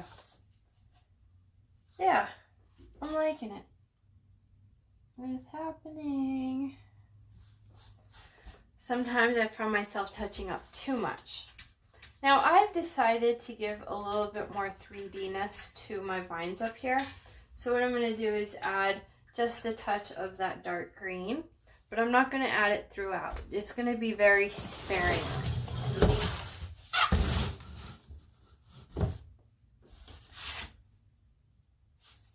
So it's going to be like, yeah.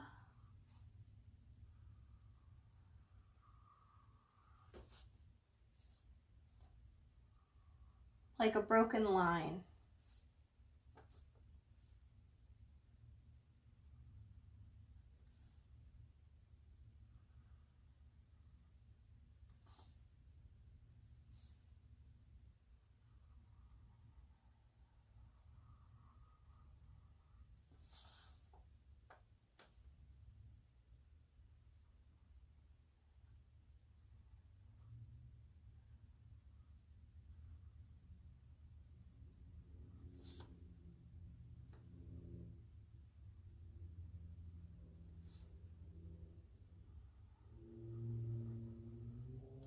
I'm just being really sporadic and random with where I'm putting them.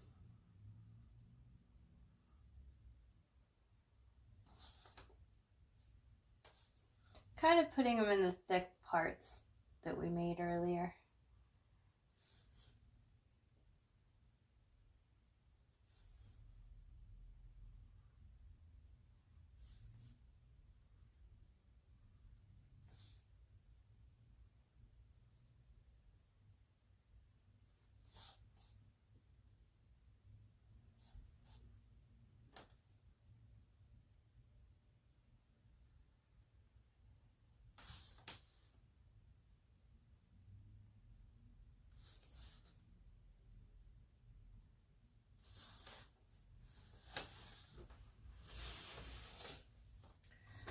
And then just do one more over here.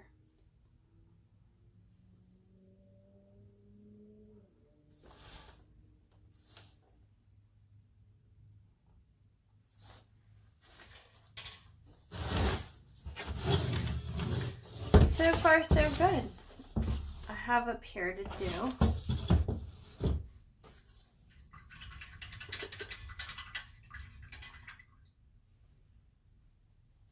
Okay, so now I'm going to go back in with that really dark green and just do little lines. Just gives more detail. Looks more finished, like there's more going on.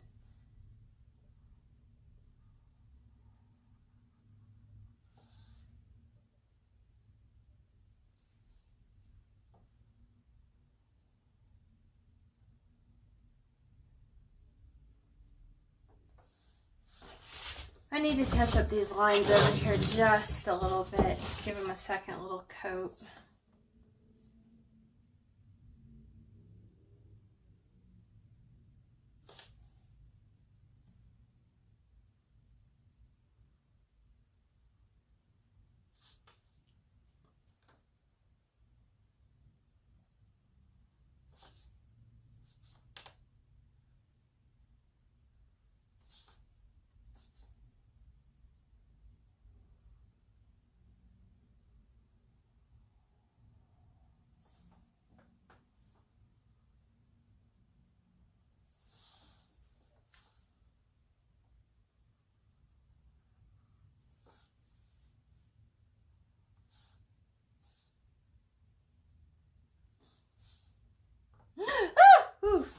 Oops, don't want to smear any of that.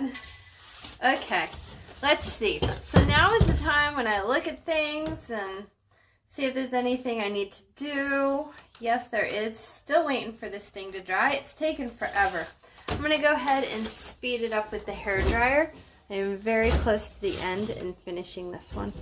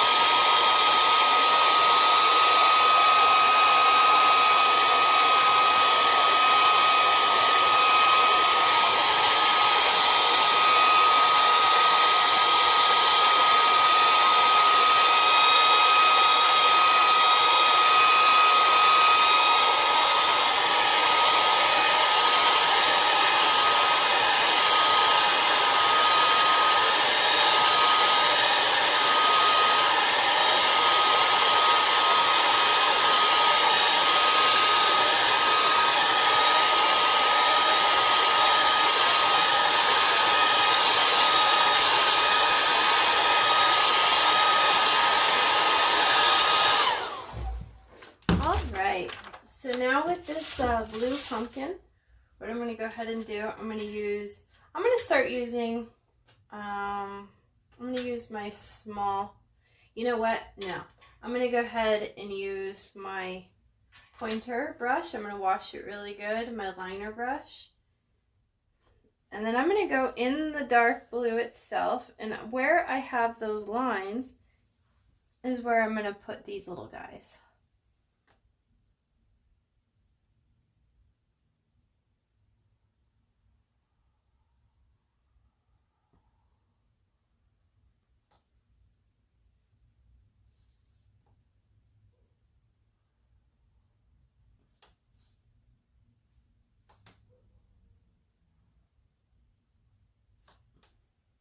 It really defines the pumpkin to add these lines.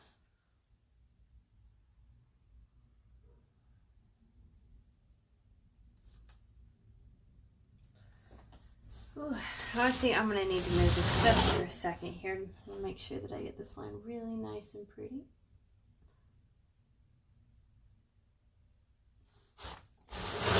Ooh, I'm a little nervous.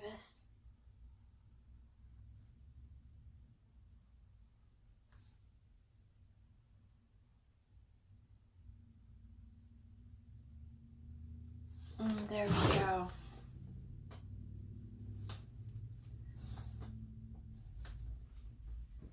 Go ahead and put one up here.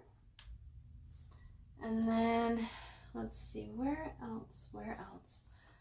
Underneath the eye. And I feel like we need one over here too. I'm gonna put one right here. There we go. I'm gonna touch up this line just a little bit. That's beautiful. Really, really like it. Yep.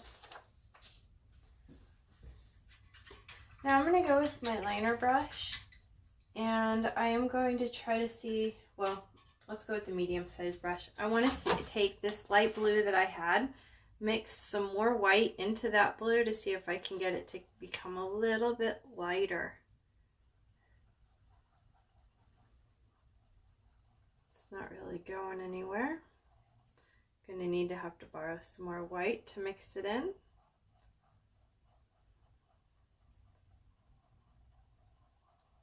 There goes a little bit. We can mix some more white over here. It's not really lightening up. I mean, it's lightening a little bit, but it's not where I want it. Okay, that should be good. I'm going to go ahead and add a little, oh, there we go. There we go. Now, I'm not going to blend a whole lot. I'm just going to add, like I'm adding swooshes. Series of swooshes.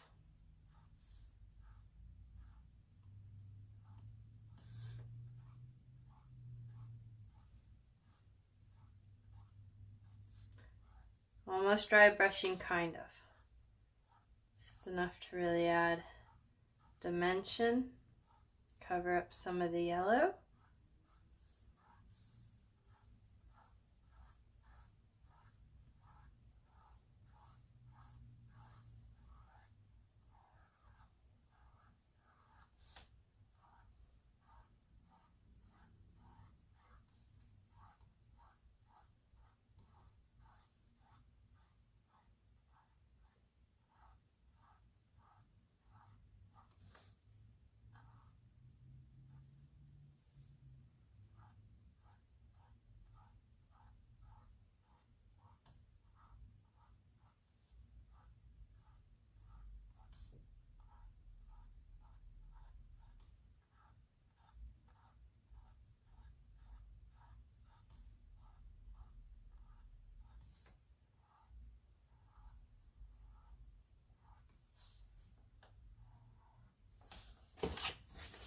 Yeah, I'm liking it. It's kind of looking like his daddy a little bit. Yeah. Go back into some of that dark blue and just work on swooshing. Back and forth, working on that swooshing.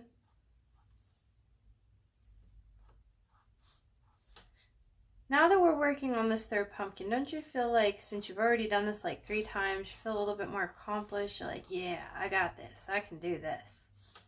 Because I know I'm feeling it. I'm feeling, yeah, I can make this happen. Watch me go.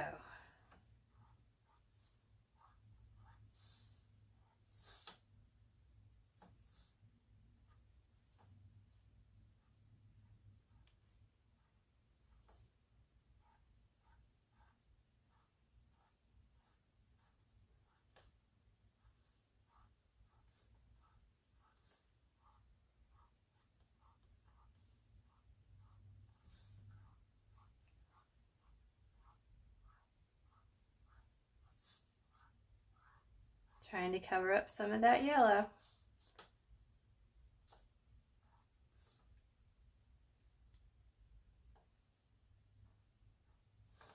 There we go. I think that's just gorgeous. I'm really happy with what I see here. Yes. Yeah. Let it be. Let it be. Yes, I love it. He's my favorite. He is so my favorite. So we can call it quits right now, but what I think would be a final nice little touch is if we do give a little bit of 3D to these eyes, like they were cut out and they're very fleshy. So let's see. With this guy, we have black and gray. I'm going to go ahead and we have the gray, and I'm going to lighten up the gray that's already there. Oops, got paint all over my paper towel. Okay, so I'm going to take my medium-sized brush. I'm going to have to add more white to my palette.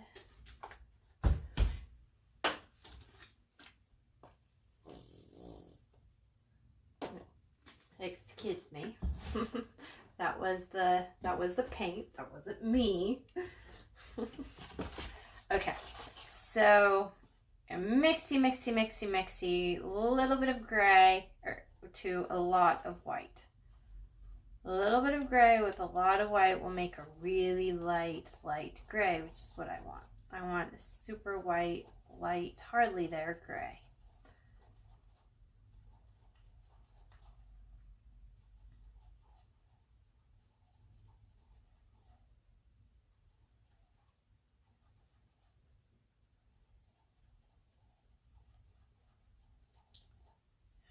Yeah, that's looking a little bit lighter. I don't know if it's way lighter, but it's getting there. I'm going to go ahead and test it out with the liner brush. And so with the face, I'm going to go ahead and I'm going to start with the left eye first. And I'm going to give a little bit of a, oops, my gray is still too dark. Need to add a lot more white in there.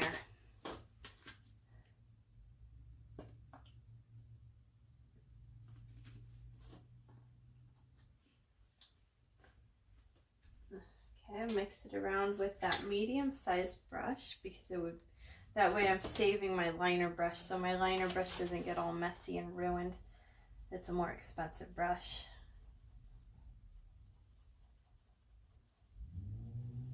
There we go. I think I got it now, a little bit lighter. Yeah. Yep. I'm pretty sure I think that one's way lighter. So I'm going to go ahead with my liner brush now, and I'm going to touch up the, oops, too much paint. Just add paint to the very tip of your liner brush. I got to be careful, it's still wet.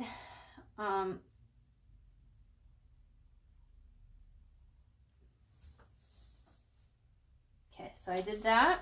I'm going to do over here on the side. You know what? I think I'm just going to have to go with white. Yeah, I think that in the end of the day, instead of using the gray, it's not popping the pop that I want it to. So let's just use straight white. So we'll say the inside flesh of this pumpkin is white. So sorry if you wasted some of your paint. Sorry about that. These things happen. I'm always constantly changing my mind and ideas when I paint. Always having new things that I want to do.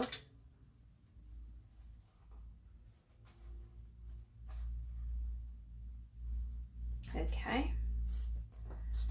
That's wet, so I'm going to let that dry for a minute, and then I'm going to come back in here. And I would like to do on this side of the eye a white line. It's going to be a little thicker on the bottom, like 2 brushes thick, and then to the top it gets 1 brush thick.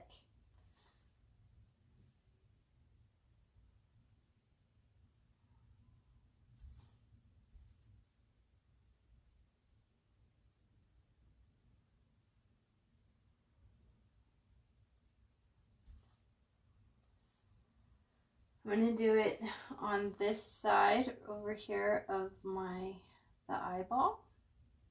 Give it a little 3D effect.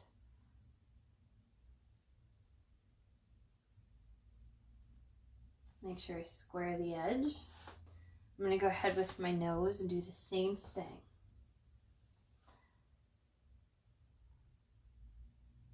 Make a skinny line.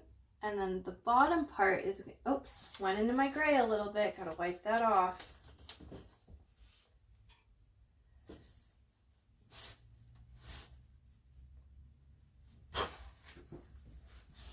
Okay, so the bottom part is gonna be 2 brushes thick, while the top part is gonna be just 1 brush thick. It's gonna give dimension.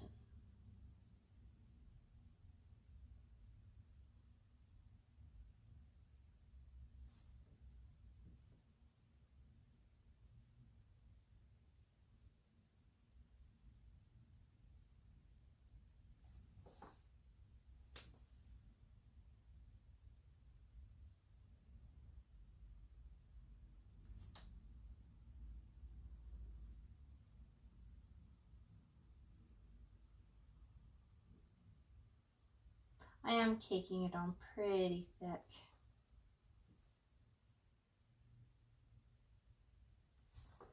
There, I like that. That works. Okay, is it dry? Well, I'm going to go over here and do this side. See, isn't it just making it pop? It's like it's making it way more 3D.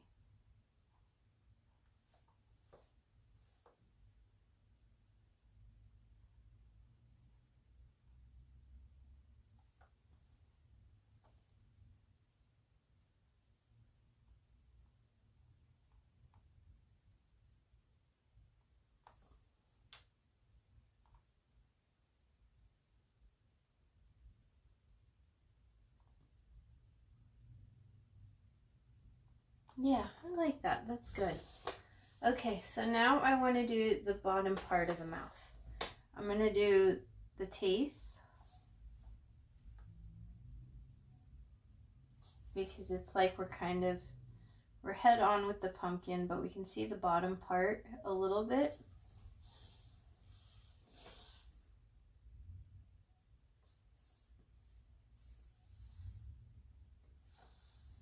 I'm going to go over here and just really skinny. I'm going to have to turn my canvas to make it easier on myself.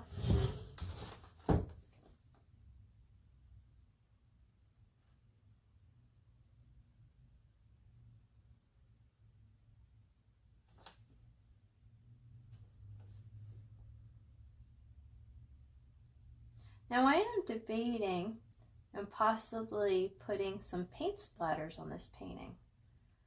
It's kind of a signature thing that I do for my style. If you don't like it, you don't have to do it. It would make it look as though it were snowing, which sometimes that has happened to where I live, the area I live in. It has snowed during Halloween and trick-or-treat.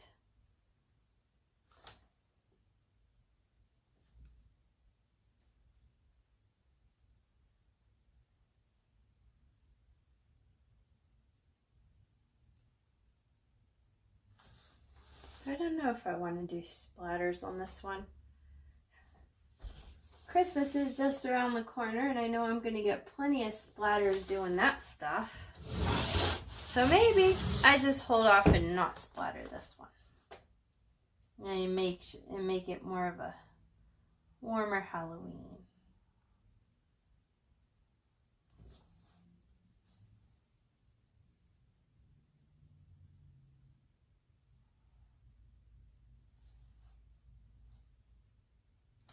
If I did splatter before I painted these, I could have made some stars, which I probably still could actually make some stars in the background. But it's kind of like the way I did the background is like it's really obscure. So like maybe they're in a haunted house or something, or they're in a location in which the sky wouldn't be so prevalent or like a focal point, because it's very basic and blended on the background. So I'm thinking maybe it would be better if I don't do stars. But the splatter technique is totally wonderful. I have another class where I talk about the splatter and how to make stars and snow and all that. It's a totally fun class. You should totally check it out.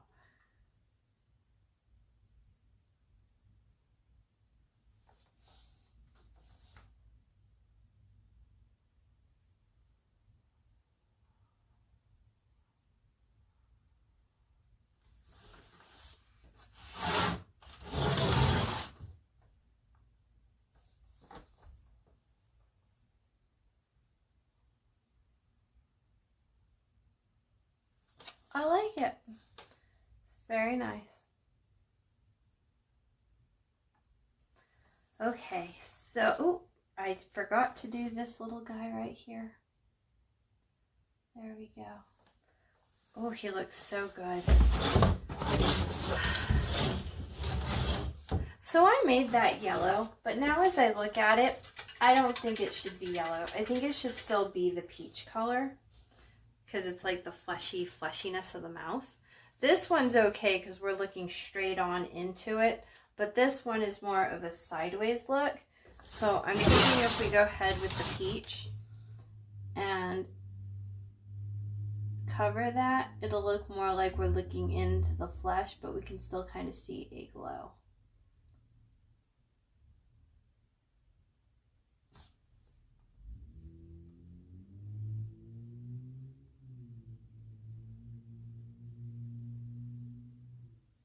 Oh yeah, I like that. I'm going to go ahead and give this fleshy tone area a little extra coat. Sometimes you just got to extra coat some of the lighter colors. The darker colors underneath can be very see-through-y. And I don't want that here, so I'm going to go ahead and give her